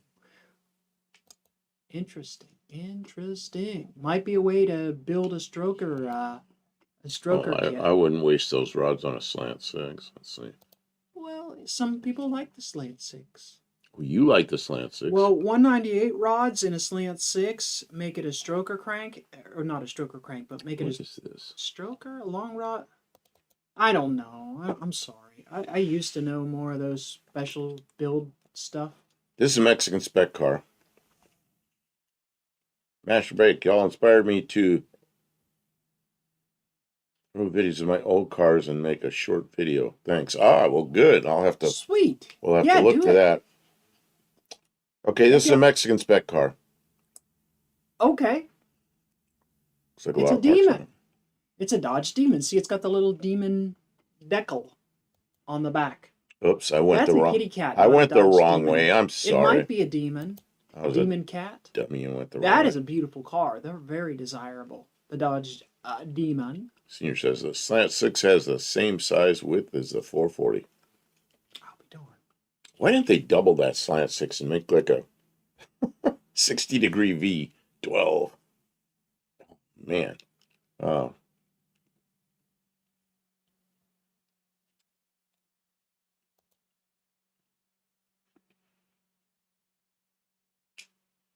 Mexican Spec gonna say anything about this? Oh, It's got the 72, pins, it's got 72 Chrysler Super B, 318 4-speed. It's the Mexican Chrysler Super B. But it says Demon on the back. Well, I don't know. Why does it say Demon on the back? I don't know. They must have put the decal on it. Boy, the paint job looks nice. I love that front grille. Boy, that's a very desirable car, Mexican Spec. I don't remember seeing it before. Oh, that's a zoomed in picture because look at his license plate. It's a little blurry. Let's see. Barrow's put a link up for upcoming videos. Sweet. Um, let's see here. More picture of that car. Oh, there's the interior. Okay, it's got the floor shift automatic, or no? No, it's got a clutch. Oh, it's got a 4-speed in it. That's a nice car. Wow, Mexican spec. Now I just want it. You're showing Kim the kind of car she likes. That's a wheel. Do we get we didn't get those wheels here. No. Do we get the Never. wheels in just different hubcaps? We didn't get them at all. That's I don't not know. what I would ever expect to see. I don't. Is that the factory wheels on that car? I mean, the Fratzog's On the hubcap, on the yeah. hubcap, but that's not the kind of wheels that we would generally see on them. Boy, they're driving it someplace on a dirt road. Yeah, it's got a lot of dirt in there, but that comes off. It's not, it's not rust, it's dirt. No, it's just very dusty. It's got the early voltage regulator and stuff like that. That car looks newer than 72 until he pops a hood. That is a super cool car. Super, super cool. And for any of you that are new here, you can contact Mexican Spec and you can buy these cars. And he'll get them into the U.S. for you. Yeah, Mexican spec brokers, Mexican spec cars for export. So if you're interested in it, you can check out Mexican spec. He'll put up a link to his Yep. socials, whichever one you want Yeah, to put up Mexican spec. Yeah, put up. If you have questions or you want to buy something, let him know and he'll help you. He's like your inside guy in the Mexican market. And he just, if you didn't check him Oh, out this it is this for sale. weekend, I'm sorry, I interrupted. if you didn't check him out, he was streaming this weekend. They were what was the name of that little green Volkswagen truck he was moving around? Yeah, but he did a video after that. Was a week ago. Was it already a 'Cause week it's ago? a week ago. Yeah, he did a trip to the U.S. border. Took a Volkswagen Omega up there, and it went across the border. And the new owner picked it up and was in Arizona. And then he drove his truck back. It was pretty cool. He drove his truck back home. What was that? Like an 8-hour trip or something? And he did almost the whole trip live video, pulling a trailer with his Dodge truck. And there were times he'd pass somebody and you hear that intake go whoop, and he'd be going, and of course it's all in kilometers. He's going like 120 around somebody, which is like, what, about 80 miles an hour. It was pretty cool watching that. I enjoy. That's one of the best lives he's done. It was just a fun live. I don't know why. I stayed on there for the whole thing till he quit. Then it's fun. In fact, I put points voltage regulator in my 74 Plymouth Scamp. It runs the later style alternator. It works great and is way simpler to wire than the stock solid state version. Yeah, probably always, and it's easy to fix. Lindbergh, Mexican, there was no console 4-speed in this country after 69. Mexico. Oh, Mexico. A lot of stuff, they got all the good stuff. Because when they were going downhill here, they're still like going good. And like a 302 Ford there is a good block. It's a block that everybody wants, Okay. Oh, here's pictures of an Omega. I got to download these. Kim, there's a lot of pictures here. I'm not gonna download all of them, but No, that's all right. I'm gonna download a lot of them. I like doing the Mexican spec segment. Man, I hope in the future we could pick a Mexican spec car to buy. I think that would be a cool, like, adventure. To buy a Mexican spec car, go down there, pick it up, meet him, the whole thing. But we wouldn't be able to keep it because we don't have the money really to spend on something like that. So we would probably import it and then find a buyer here. Man, Or maybe facilitate something like that. That's a There- long trip. But It it was would be that blue fun. Mustang he had. I wanted that I thing so know. bad, and I couldn't come up with the money for it. Darn That's why I bought my car. Is because it was less than half the price of a Mustang. We gotta sell all this junk and start over. No, That's what we need to do. no. Not gonna do that. Mexican Spec said it was a 10-hour trip and they did a 6-hour live. Yeah, it was pretty good.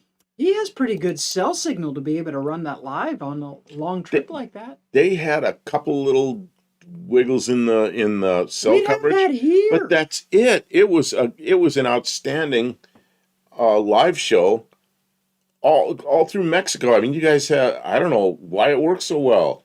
If I tried to do that here, I don't think it'd work that well. Mrs. Mexican Spec is along for the ride, and she does a lot of reading the chat and the commentary, and they're a very entertaining couple. So they've really evolved in the way they present their shows, and it's good stuff. I'm so happy to see it. This is the Hormiga. What is this? Senior Sense. No, Kim. What's that? I don't know. I did something wrong. Oh, you probably talk about getting rid of the cars. Okay, so let's get rid of all the cars. This is an Hormiga, which is no one would buy this junk. We're stuck with it. This is a Volkswagen powered. That's something that's it's got a Volkswagen engine, air-cooled engine, but it's up front, and it runs the front wheels. Look at this thing. Look at how the steering's set up on it. It's sort of like a Volkswagen van, but it isn't. Man, look at the front of that. It's got a couple little braces in there. But he didn't want to drive it all the way up there. He didn't want to drive that thing. He didn't like a 10-hour drive. The ride quality very much. He put it on his trailer and he took it up there. So. And so the reason, I guess he has a buyer bought a green one and he really liked it, so now he found a red one that may also get sold. Yeah, so I had never seen an Hormiga or even heard of such a thing before Mexican Spec showed us this. And I don't think this was ever made in the US. Somebody made it in a sheet metal brake. It's all square. It's just like we made it in our shop. It's cool. We should make one. We could use that Corvair engine and we could make get Barrow's Corvair engine and make a homemade Hormiga. That's right. I think we could probably do it better, except for time. If it wasn't for the time, we could do all the things. Well, see, Leanbird says, "Way cool. Wish I had it." You can buy it. I would drive that sucker. He'll get it to the U.S. or up to the U.S. border. It is neat. Mexican Spec thanks me for saying Hormiga correctly. Yeah, because she was calling it a Hormiga. I know, I was calling it a Hormiga. Because that's U.S. That's how it's Americans trying to pronounce. U.S. English is pronounced, but it's not correct. I'm sorry. 3,600 of these were made over 2 years, only in Mexico, only for Mexico. Wow. Yeah, I'm sure it doesn't have any emissions or safety protocols built into it. It is just a utility vehicle. And look at that, the side folds down. I didn't even think of that. It's a flatbed with the sides that fold down. It's a very utilitarian vehicle. What a great little truck. Heaven forbid we actually have anything like that in the U.S. Look at that. Fit in that garage. Sideways. That's a nice little carport. It's a carport, yeah.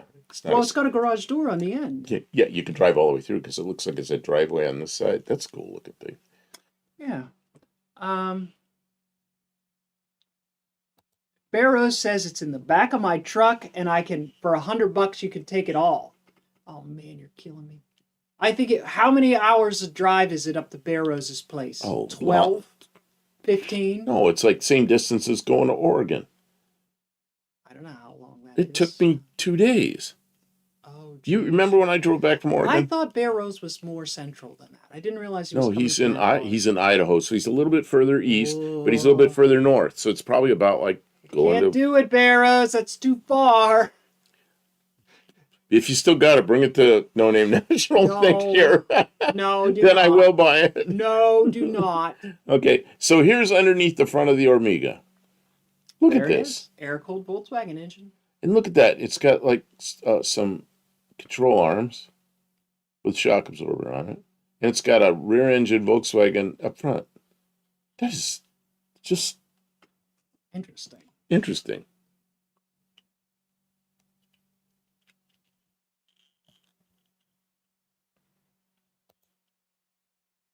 Oh, and there it is. And Barrows says bring a trailer. I don't know if we're doing it this year, Barrows. I think we've got enough stuff to work on.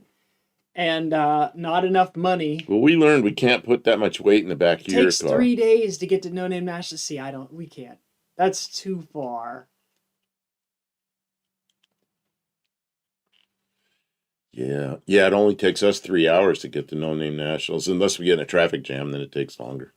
But no, it's probably 3.5 hours. We'd have like to that. get your van. I did get your van. We'd have to take your The van. van's running. It runs great. It just Right needs now, it's being used as a needs, shed. needs a little sticker on the license plate, and it needs insurance. But I mean, that's easy to deal with, I guess. Oh, says I'm not on Facebook or Instagram. All of it. It's worth going on Instagram Just for Mexico. just for Mexican Specs site. That's the best site on Instagram. I'd go to Instagram. I have an Instagram site, but I just got some pictures, some cats or something on it. I don't even know if it's still up. But the only reason I have it is for Mexican Spec site because it's so good. Mexican Spec says that's under the passenger seat. Oh yeah, you flip up the passenger seat. Mm-hmm. And Cordoba says the Omega is going to be running around long after the 80K junk made here in the U.S. is bricked and unusable. Yeah, although I think a newer vehicle might be more comfortable drive, but this has definitely got serviceability, a lifetime of serviceability built into its design. It's just simple. Let's see. And Vintage says I really need to look into fixing up my 67 F250 I'd like to drive to No Name Nationals. Well, you got most of a year. Oh, look at this. So much to do, so little time. Tavo sent this. What Tavo, did you Tavo still send here? us? This is a parts car he bought. For $500. Somebody was asking if they get rust there because, it's pretty dry in Australia. Sure looks like it. Look at that. Oh, man. Roached. That looks like something we buy. And look, it's rusted right where I said we'd have to be concerned about water collecting. Yeah, that's what ours is going to look like, something like that. But I was telling him when we were welding those doors shut, I said, water's going to collect in there and rust if we don't, treat it and make a little drains. And he was like, how's it going to get in there? I'm like, well, that's just the way the car is. Look at the hood. Oh, yeah, wow. How'd this ever happen? Maybe near the ocean. How about I got it for 300 Australian, which is what, about 200 It US? must have been near the ocean because that's only salt can eat a car like that. Yeah, did you park it in the ocean? Maybe. Drive it on the beach.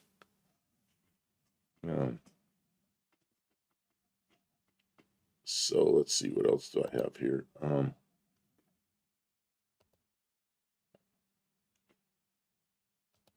then I've got to download a bunch of them here, Kim. I don't have the physical stamina to drive for more than a couple hours at a time. My spine, I have titanium screws in my spine, up here and down here, and I can do things a couple hours at a time with long breaks in between. So a long drive like that can get really, really grueling because it's hard to take a break while you're on the road.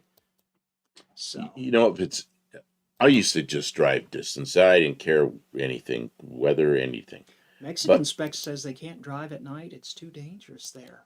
But he was driving. The headlights coming the other way. He was same complaint I have. He was complaining while they were driving at night. $300 isn't cheap. It's just a big pile of rust. Well, it depends. It's not a lot of money, but it's just a big pile of rust. It depends on what. Yeah, there's no steering wheel or dashboard in it, but it depends on what kind of parts were there that were good. Yeah, he knows what it was worth to him, but okay. And here in the U.S., it would be worth $300 just because it's such an unusual thing. We never got them here. So Mexican Spec has sent this. This is one he's working a deal on right now. He said, "Oh, that's a short. What is that thing? We didn't get anything that looked like that up here. We didn't? No, look at the back. It's kind of like a Durango. Look right? at the back. So Oh, it's pine needles seem to cause rust. Oh, it could have been from something get all over, but that's pretty bad. I I mean, that mean, was pine bad. needles don't get up into the hood like that. Yeah, you know, and I used to live right on the ocean, like, a few blocks from the ocean in California. And where I get rust is around the rain gutters and around window trim and around door handles. It just where the salt air would, the fog would come in and then leave, and you get that salt air in there. But it wouldn't rust along the bottom. Oh, very dangerous at night. Don't do it. So we did have a Okay, vehicle. it's a 2000 Ram Charger SLT Plus.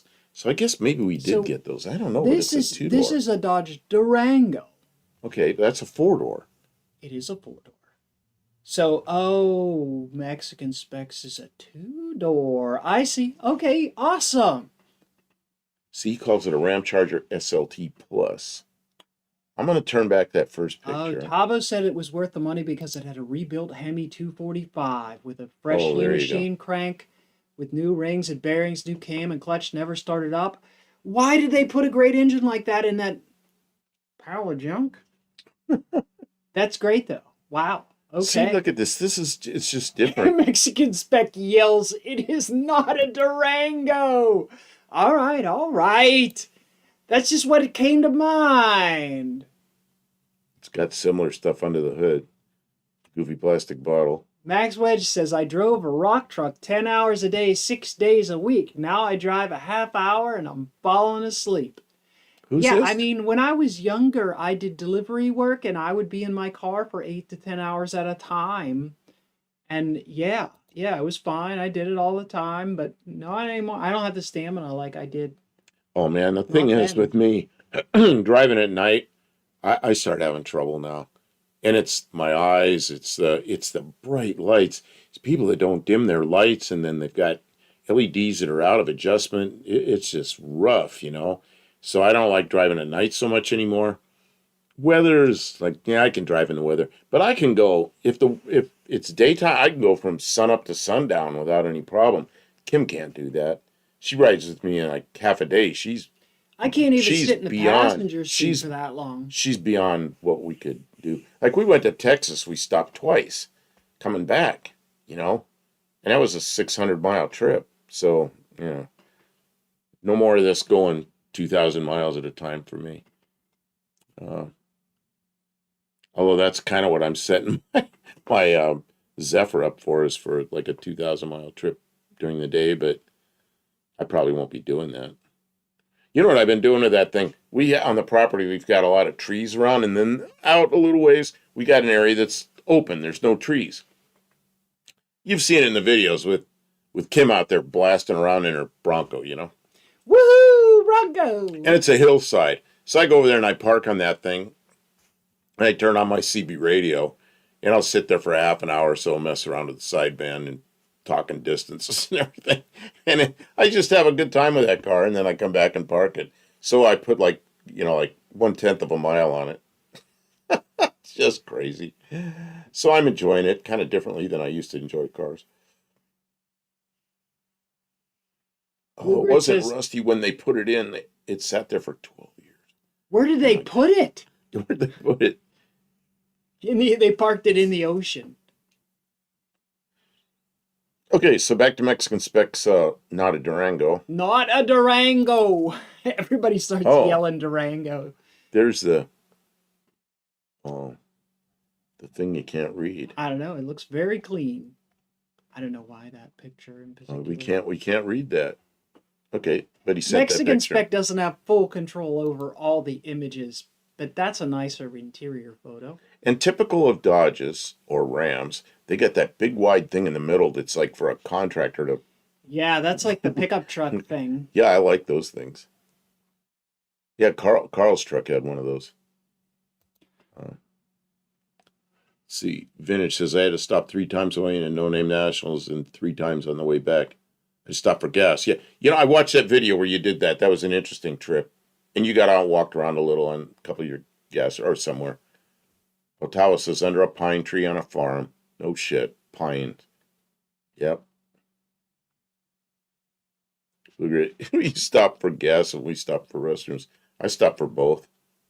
Uh, I He's missed that. I asking, missed does the that. tailgate look familiar? Go back to the tailgate picture. Okay, well, wait a minute. I'm looking at this. It's just kind of an interesting looking vehicle. And as typical of most other countries other than the US, there's a fire extinguisher in the back. That's very common in Europe and things. In the US, no. We just let it burn.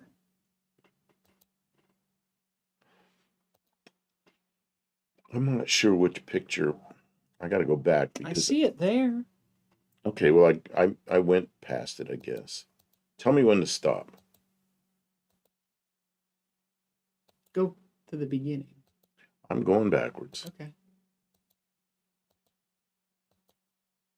Jeez. There it is. That one. It looks like a Dodge Caravan. Well, except it's not. Like a Chrysler Town and Country kind of thing? Yeah, but the front's like a pickup, isn't it? Right, but the back looks like a minivan. Doesn't it look like a minivan? He's going to get upset when you call that a minivan. Oh, he is. Yeah, he is. And somebody replaced the headlights with good ones because those headlights that come on that body style is terrible, but those are good. Oh, it has air front and rear too. Oh, nice. Blue Grit says we don't even have spare tires anymore. Yeah, not as much. Not as much. Even the Space Saver spare is a little bit the way of the dodo bird.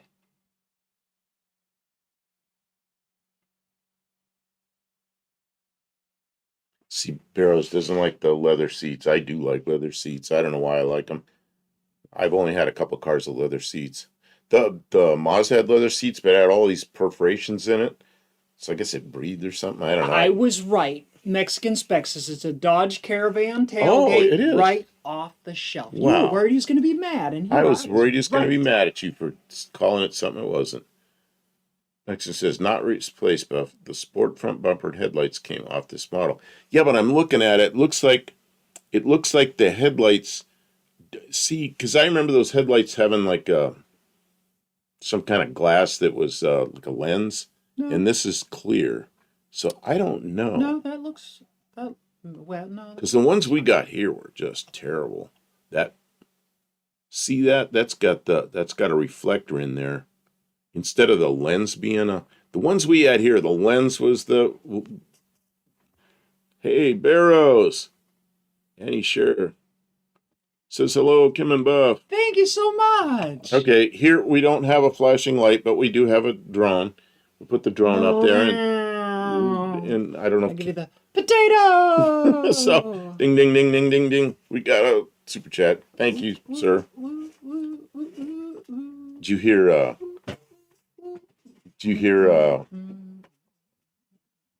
390 Wagon Master?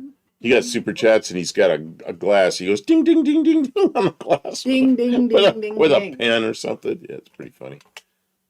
So, oh, geez, let's not do that. Don't break my glass. All right, good. I bought you that glass, didn't That's I? a nice glass. Yes, got a puppy on it. Yeah. See, when I'm buying stuff, once in a while, there's a coffee cup that I see. I'm thinking Kim might like that, and I buy her another coffee cup. So she's got a whole thing full of coffee cups up there.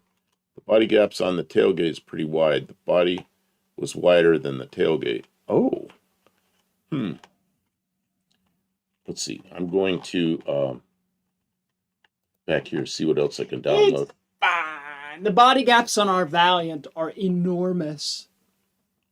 Okay, Braden, you sent me a whole bunch of Danny pictures. Boy of says he'll be engines. working on a John Deere tomorrow. Okay.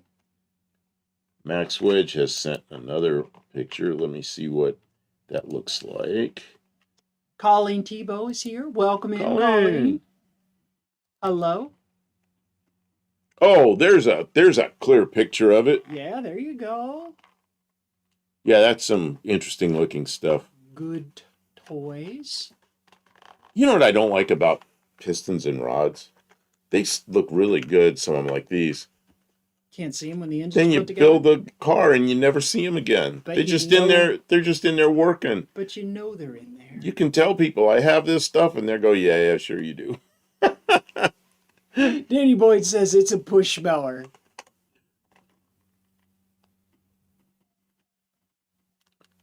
Ours is not a push mower. Ours is a little tractor. Colleen stopped on her way to bed. Everyone have a great week. Thank you, Colleen. We appreciate you. Colleen was probably watching Tavo. I'll bet you Tavo finished. Colleen popped Cavo? in. You mean you're thinking of the wrong guy. Kiwi. Kiwi. Sorry for getting that wrong. My brain is mush. Oh. Puppy dog. This Hello, is also from puppy dog. Dick Dastardly. Yeah, that's a close-up view. He's got a friend. I like the animals.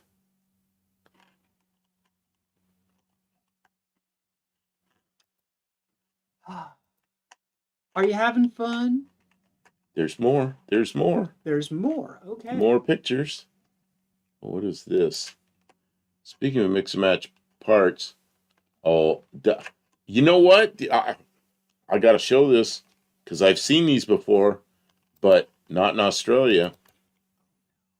This is like our Dodge Magnum station wagon, except it's a Chrysler 300. Yeah. And when I was in England, these things were all over the place in England, but in the U.S. they aren't.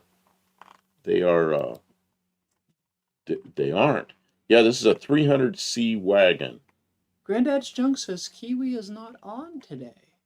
Oh, where's that? Everybody must be watching Scott Baio. Scott Baio. Is Scott Baio on tonight? I don't know. I just think that's a funny name. If Kiwi isn't on, why did it take Danny Boyd so long to get here? That is the question. Maybe he was taking the night off. Gin. I know why. Gin. He was out buying gin. So he could sit down. You know, there's a place here. There's a place here that it's south of here, probably a good hour south of here. And it's a small distillery, and they make the best gin I've ever tasted. It's wonderful. I bought a bottle of it.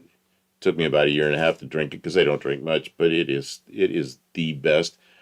I feel like sending a bottle to Danny Boyd, but yeah, I don't know. I just like him to taste it. God, here we go. Here, Danny Boyd was on Rob's live. Rob's what? Rods and Customs. Oh. Rob's a good guy. See, guys, I've never been in there. Don't be afraid to click over there and give him a like and see what he's talking about and support him, and then you can come back. I mean, I don't know. Danny Boyd says Tanqueray. I know you don't like us talking about booze. I don't know what it is about Tanqueray. When I was young, I liked it. I got a little older while I was still having some mixed drinks, and that stuff started giving me a headache. I don't know what was wrong. I couldn't drink it anymore, and there's other gin I could drink. I don't know why that happened, and now I hardly ever drink anything. But, man, I mean, gin's probably my go-to drink. Back when I used to do that. Okay, this one, Mike Slater says, I've got it downloaded. I'm going to read it while I'm, so I've got to jump back and forth here. I hope Kiwi is okay. I hope so too. I mean, probably, you know, sometimes you have the flu, you're all stuffy, what does he got from? Achy. You don't want to talk for hours on the internet. He deserves time off. You know? He's not making a ton of money or something. I got this take a break. Name wrong. Barrows, who's this Mexican Specs? If you're lurking, pop in and say hi. Okay, Barrows, if I was to get 2 more dogs, I'd have to name them Lyle and Randy to have a friend in me. Danny Boyd, Tanqueray is like 47%, whereas Bombay is like 43%. Man, what was the stuff that what's another one that's real popular that's not a bad one? I can't think of what it is right now. Oh, the flu is no joke this year. I believe it. Okay. I believe it. So this is... Look out. Watch your health. This is from Mike Slater. He says, it took 7 years, but it's been a crazy 7 years. Lost all 3 of my brothers. Oh, no, during this time. Use these pictures any way you like, but would love to see them on your live. And you see, thank you for making me feel right at home. Oh, sure. You're welcome here anytime. We appreciate your participation. Something that is important to me out here in the sticks of northeast Arkansas near Jonesboro. Last picture was Herb McCandless, Mr. Four Speed Sox and Martin team. And I'm sure you have heard of him. Yep. Taking a ride with me to lunch. Northeast Arkansas friend. Okay, so now that I they're read at that, George Ray's drag strip in Northeast Arkansas. so now I'm going to show the series of pictures that he sent. There's that. And That's a good looking automobile. There you go. That is a nice looking shop. It's clean in there. We have a hard time keeping our shop clean. I mean, we're always like, the stuff just grows in closer to the car, then we clean up, and then the mess grows in closer to the car. Man.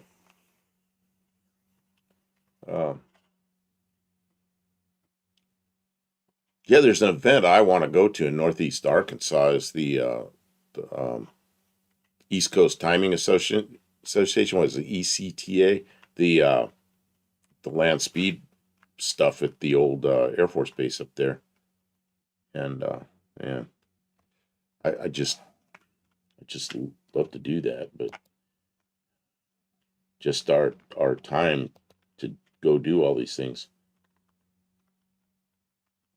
Okay, that's it. He sent 2 emails, same email, but it didn't have any of the pictures on it. And So we'll this is the both pictures. ride home in my automobile. I'm gonna try to go back to. I kind of like shop pictures, but that's kind of vertical and it doesn't cover the screen. That kind of looks good. Tanner, that's a good song to play for next year's No Name Nationals. I think it is. I don't know all the words. High speed thing. Yes, me too. Yeah, and I've talked a lot to Dallas Brown and Shane Polito, and they both want to go to that same event. It's just everybody's got jobs and they're busy and they got kids. That's a busy time of year, all this too. kind of stuff, And then we go to No Name Nationals. It was like a week after that. We couldn't just turn right around and go to that event. And No Name Nationals is going to come first.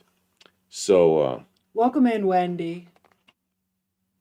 Danny Boyd, I want to see someone put the Frumpy 63 Valiant on a 64 through 66 Barracuda, and then he took it off. Well, Jamie has that one with the 66 Dart front end on it. It's like, I see that 66 Dart front end on the early Barracuda. It's like, that's what the Challenger should have been, like before the Challenger came out. He says that the man in the picture was Herb. Okay. That makes sense then. I'm just looking at that car. Yeah. See, yours, that's 66. And your Dart, basically, A-body, same kind of years. But that's the Plymouth version. That's pretty cool. You need one of really good. You need one of those windshields.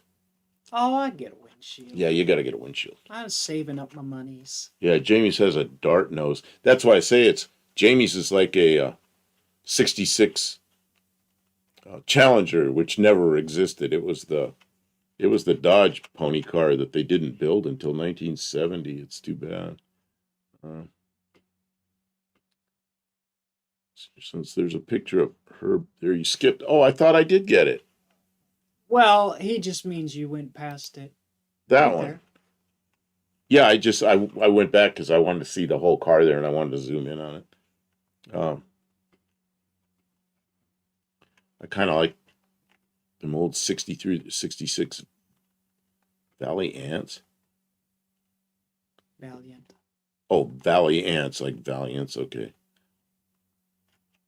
We have a Valiant. Yes, we do. But it's a 72. Yes. And it's getting cut apart and welded together. We're careful about not just hacking it up. We got to cut and weld to keep the structure all in one piece so we don't make it a big wiggly thing. It's fine. Okay, before it gets any later, what are we going to do for it? We didn't do much on the subject this week, but that's okay. We covered a lot of other people's pictures, which is always fun. And we always welcome pictures of everybody's cars. But The topic is just so we're sure to have something to say, but also maybe to offer you guys some guidance if you want to look up some pictures and participate. But we're just as happy to get your personal vehicle rides. Heck yeah! Every time, send us a picture of your car, your driveway, your garage, your cat, your Cat, dog, the dog, coffee table, we all those things. That's the best part of the weasels, stream. possums, whatever kind of pet you Yeah. have. Although cats and dogs seem to be the most popular pets. Okay, let's see.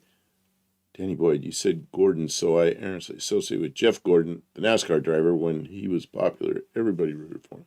Okay, so next week, what do you want to do? Senior says, thank you. Love seeing it. We did stay in the 60s. Yeah, Yeah, Kim's we always do. in the 60s. She's got a 66 Dart. Man, I got a 72 Valiant and a 78 Mercury.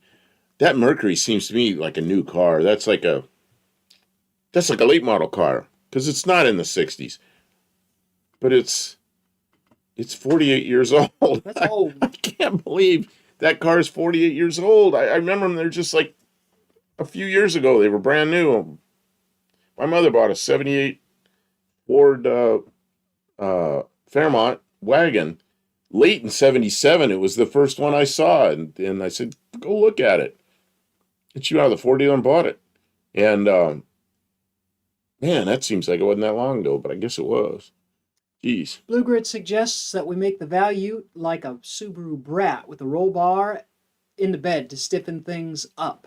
We probably are plenty stiffened up. Honestly, I don't think it's going to be flimsy, but the Subaru Brat is a very cool sort of. I think it's gonna look sort of like that no matter what we do, just because it's We talked about the that. shape of a. We were up in the we were up in the shop last night, and I said, to keep it a car, we could put some like Subaru Brat seats back there with the handles, But no, we're just gonna make it like a Ute. And Tavo sent me a lot of drawings from like factory kind of drawings inside, so I could see how the structure was. And he sent me a lot of pictures with dimensions all drawn into photographs of his. And so we've got a lot of information to go by. What I'm noticing and what Kim's noticing is all the differences in the body between the Australian version and the American version. There's a lot of little There's subtleties. a lot of little differences. It's not exactly the same car. Yeah, it's not exactly the same car. Like the whole crease, the line down the side would never match up. It's different. And I don't think we're going to go out of our way to try and make Oh, an identical clone. We're not going to do It's that. more a tribute, and it's inspired by that's of all course, we're going to do. Our grill and headlights are different than theirs. Yeah. Theirs has that kind of extended nose that the hood kind of takes a little taper. Ours doesn't have that. We have the American taillights, which are vertical, so they work out real well for a tailgate. So, Granddad Shunk goes, what about English car theme? Well, we've got a couple suggestions. Oh, okay. Go ahead. Hippie Long suggests that next week we show build plans for the Ute. We are going to be working on the Ute in the shop on Thursday and Saturday. So we're going to talk about it some then, and we're going to have pictures, and there'll be some discussion. And we probably will have that stuff here, and we might make a short segment.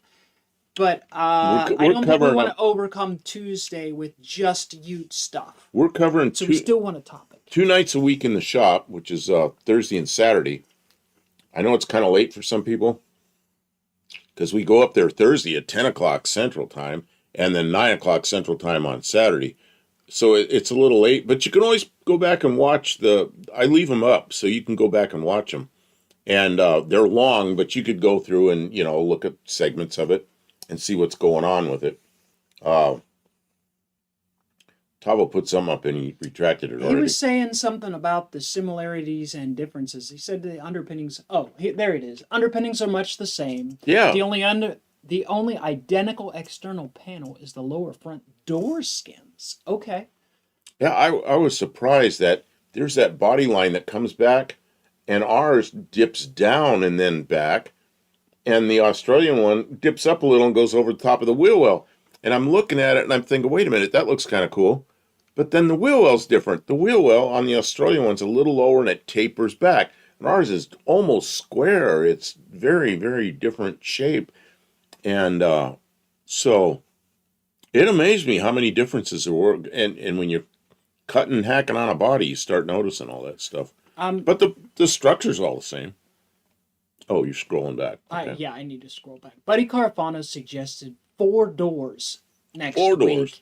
And then Vintage Adventurers sort of seconded that by saying he could send pictures of his Impala for that theme. And there was some other suggested like English cars. Yeah, But see, I think a 4-door see, thing, 4-door cars that you like, you know, see 4 doors. desirable 4 I figure we doors. put that up there, nobody will show up. Maybe they won't. Because my age, nobody wanted 4 doors. Anyway, I got a 4-door and we're making a 2-door U Barry out of it. Kuda hates the dip down. He likes the dip up. Yeah, he's the one that told me that, and that's why I It started does look looking a at little it. frumpy, but I think we can work with it. I think we'll figure it out. That's a lot of work to change that. He thought it would be easy, but I got looking at it. I go, man, we got enough work to do on that car. So it's just the dip down is hideous. Sorry. I think the conversion to being a Ute is a really big challenge. Restyling the body completely would have to be a later. I always wanted to put the front fenders and hood and grill from the Australian one, but after looking at the body line down the side, I go, that won't even line up, so no sense in trying to chase that down. Barrows, let's see. I have a 65 Dart GT, 66 Chevy C20, 66 Corvair, 68 Mercury Park Lane, 69 Chevy not C130, that's an airplane. C30, that's a truck. Not counting the VW Bugs because they all breed like rabbits. If you count them, you know what? You got all those 60s cars. Wow. I had a lot of 60s cars, but they kind of came and went, and we still have one. That's Kim's. But that's not one we still have. That's one she bought. Blue Grid, it looks like you can make a tailgate from your trunk. Yep, that's what I'm going to do. It won't be easy, but it's very doable. And Vintage says my age group likes 4-door cars. We're excited by the cars we can actually grab hold of. See, my son, who's, he's older than you are. He's 40. He turned 44 today. So my son, Mexican Spec's taken off. He says, adios, all. Thanks for being here, man. We're not going to be going much longer, Mexican Spec, but thank you so much for being here tonight. My son said one time, he's in the Army, and one of his friends had a Oldsmobile. What's the last Oldsmobile made? Alero. He had an Oldsmobile, and he goes, it's an Oldsmobile, and he goes, it's a 2-door. He goes, nobody drives a 2-door. I go, what? He goes, yeah, that's like somebody's grandma's car. I'm thinking, oh yeah, that'd be like my age. Of course we like 2-doors. So yeah, I guess there's a whole different age group that likes 4-doors. Okay, let's do 4-doors. You want to do 4-doors? Yes, 4-doors that you like. And then 4-door trucks, people really like them, so I don't know. Yeah, let's do 4-doors. More doors. Danny Boyd says 4-doors are beaters to me and engine donors. That's the way a lot of people thought about it. These things change with the time. I want to show. You want to show something else? No, go ahead and talk while I look. Okay. I'm looking for something in particular. I may be able to find it, I may not. I'm going to slowly wrap up the stream. Okay. You guys made it to the end-ish. The end. So if you're still here, I'm awarding you 3 points. You don't have to be commenting. So if you're watching at home on your TV or your phone and you can't type in comments, you get the 3 points. So thank you, everyone. We appreciate you being here, all the good conversations. I'm sorry if we missed your comment or not able to follow your topic. It's hard to do everybody and keep up with everything that's going on, but we do appreciate and look forward to, talking to everyone about all the different topics. We try and keep it entertaining and moving a little bit and visually stimulating, all the good things. And you guys do a great job of doing it with us. So, I will show that it was a. I'm looking for a 4-door. I'll show it next week in the 4-door. Yeah, Okay. yeah. Um, what else do you usually say at the end? I usually wave and almost hit you in the face like this, and then I don't want to do that. I want to do this, but then my hand doesn't show. So I'm gonna. Oh, Kim, send pictures of your dart. Yeah, there's a I 4-door. better. There's a Yeah, 4-door. Maybe yeah, we'll put that. We'll get some pictures of that. We'll put it up for their our thumbnail. yeah. That's awesome. Yeah, we're doing it. We should. We should. Okay. Yeah, because your car's It's too. outside the shop too. It's we're somewhere we can take pictures. Yeah. It's very. It's sort of sandwiched in though. I might have to pull it forward. And then It runs. It runs. It's No, it easy to doesn't. park. We drained the gas tank because Oh it was yeah. leaking. Oh yeah. We drained So the it didn't gas even tank. but that's all right. I could just prime the carburetor with enough gas to run it so we can She back has it back up. a squirt bottle like you prime a carburetor with, Yeah. but she hooked it to the fuel line and ran it to. So now that was like a little gas tank, and we could run the car. Mexican Spec still here. I thought he said adios. Well, that Carlos says, is ladies, early on. I can't afford to take you out to dinner. Oh man. Sometimes you got to have a Corvette to take some woman out, and sometimes you don't. One time there was this woman I barely knew her, and I really wanted to take her out on a date. And I had an old Honda, 2-door Honda Civic, a '79 Civic, and it was like 12 years old or something. It was a piece of crap. Somebody had straightened out the front end where it had been crashed with a ball peen hammer, so it looked like a bag of walnuts. It was awful. Seats were bad, and I put towels over the seats. I asked her out, and she went out with me, and I took her out in that car. She never said anything about it. She was really nice. We just, I don't know, didn't go anywhere, but it's kind of funny. She went out with me in that piece of junk. But it was a reliable car. We're going to be in the shop working on the Ute conversion on Thursday and on Saturday, and one of those days the roof is coming off, and that's going to be exciting. I'm excited to get there.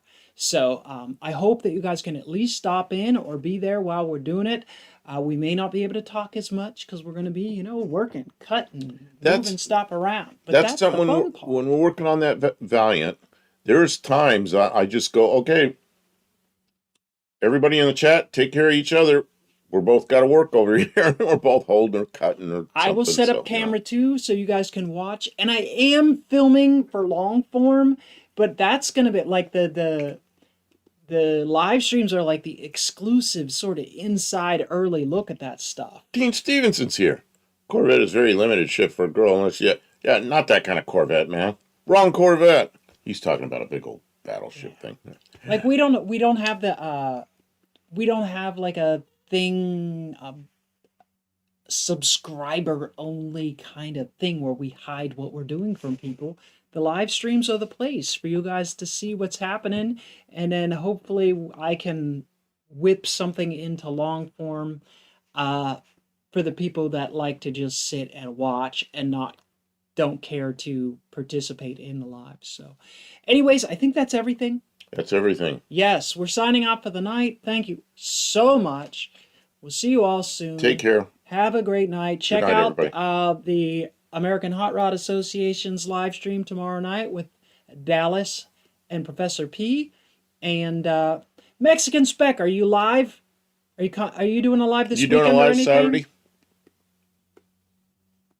We'll assume he is. You guys are subscribed. Watch for the bell.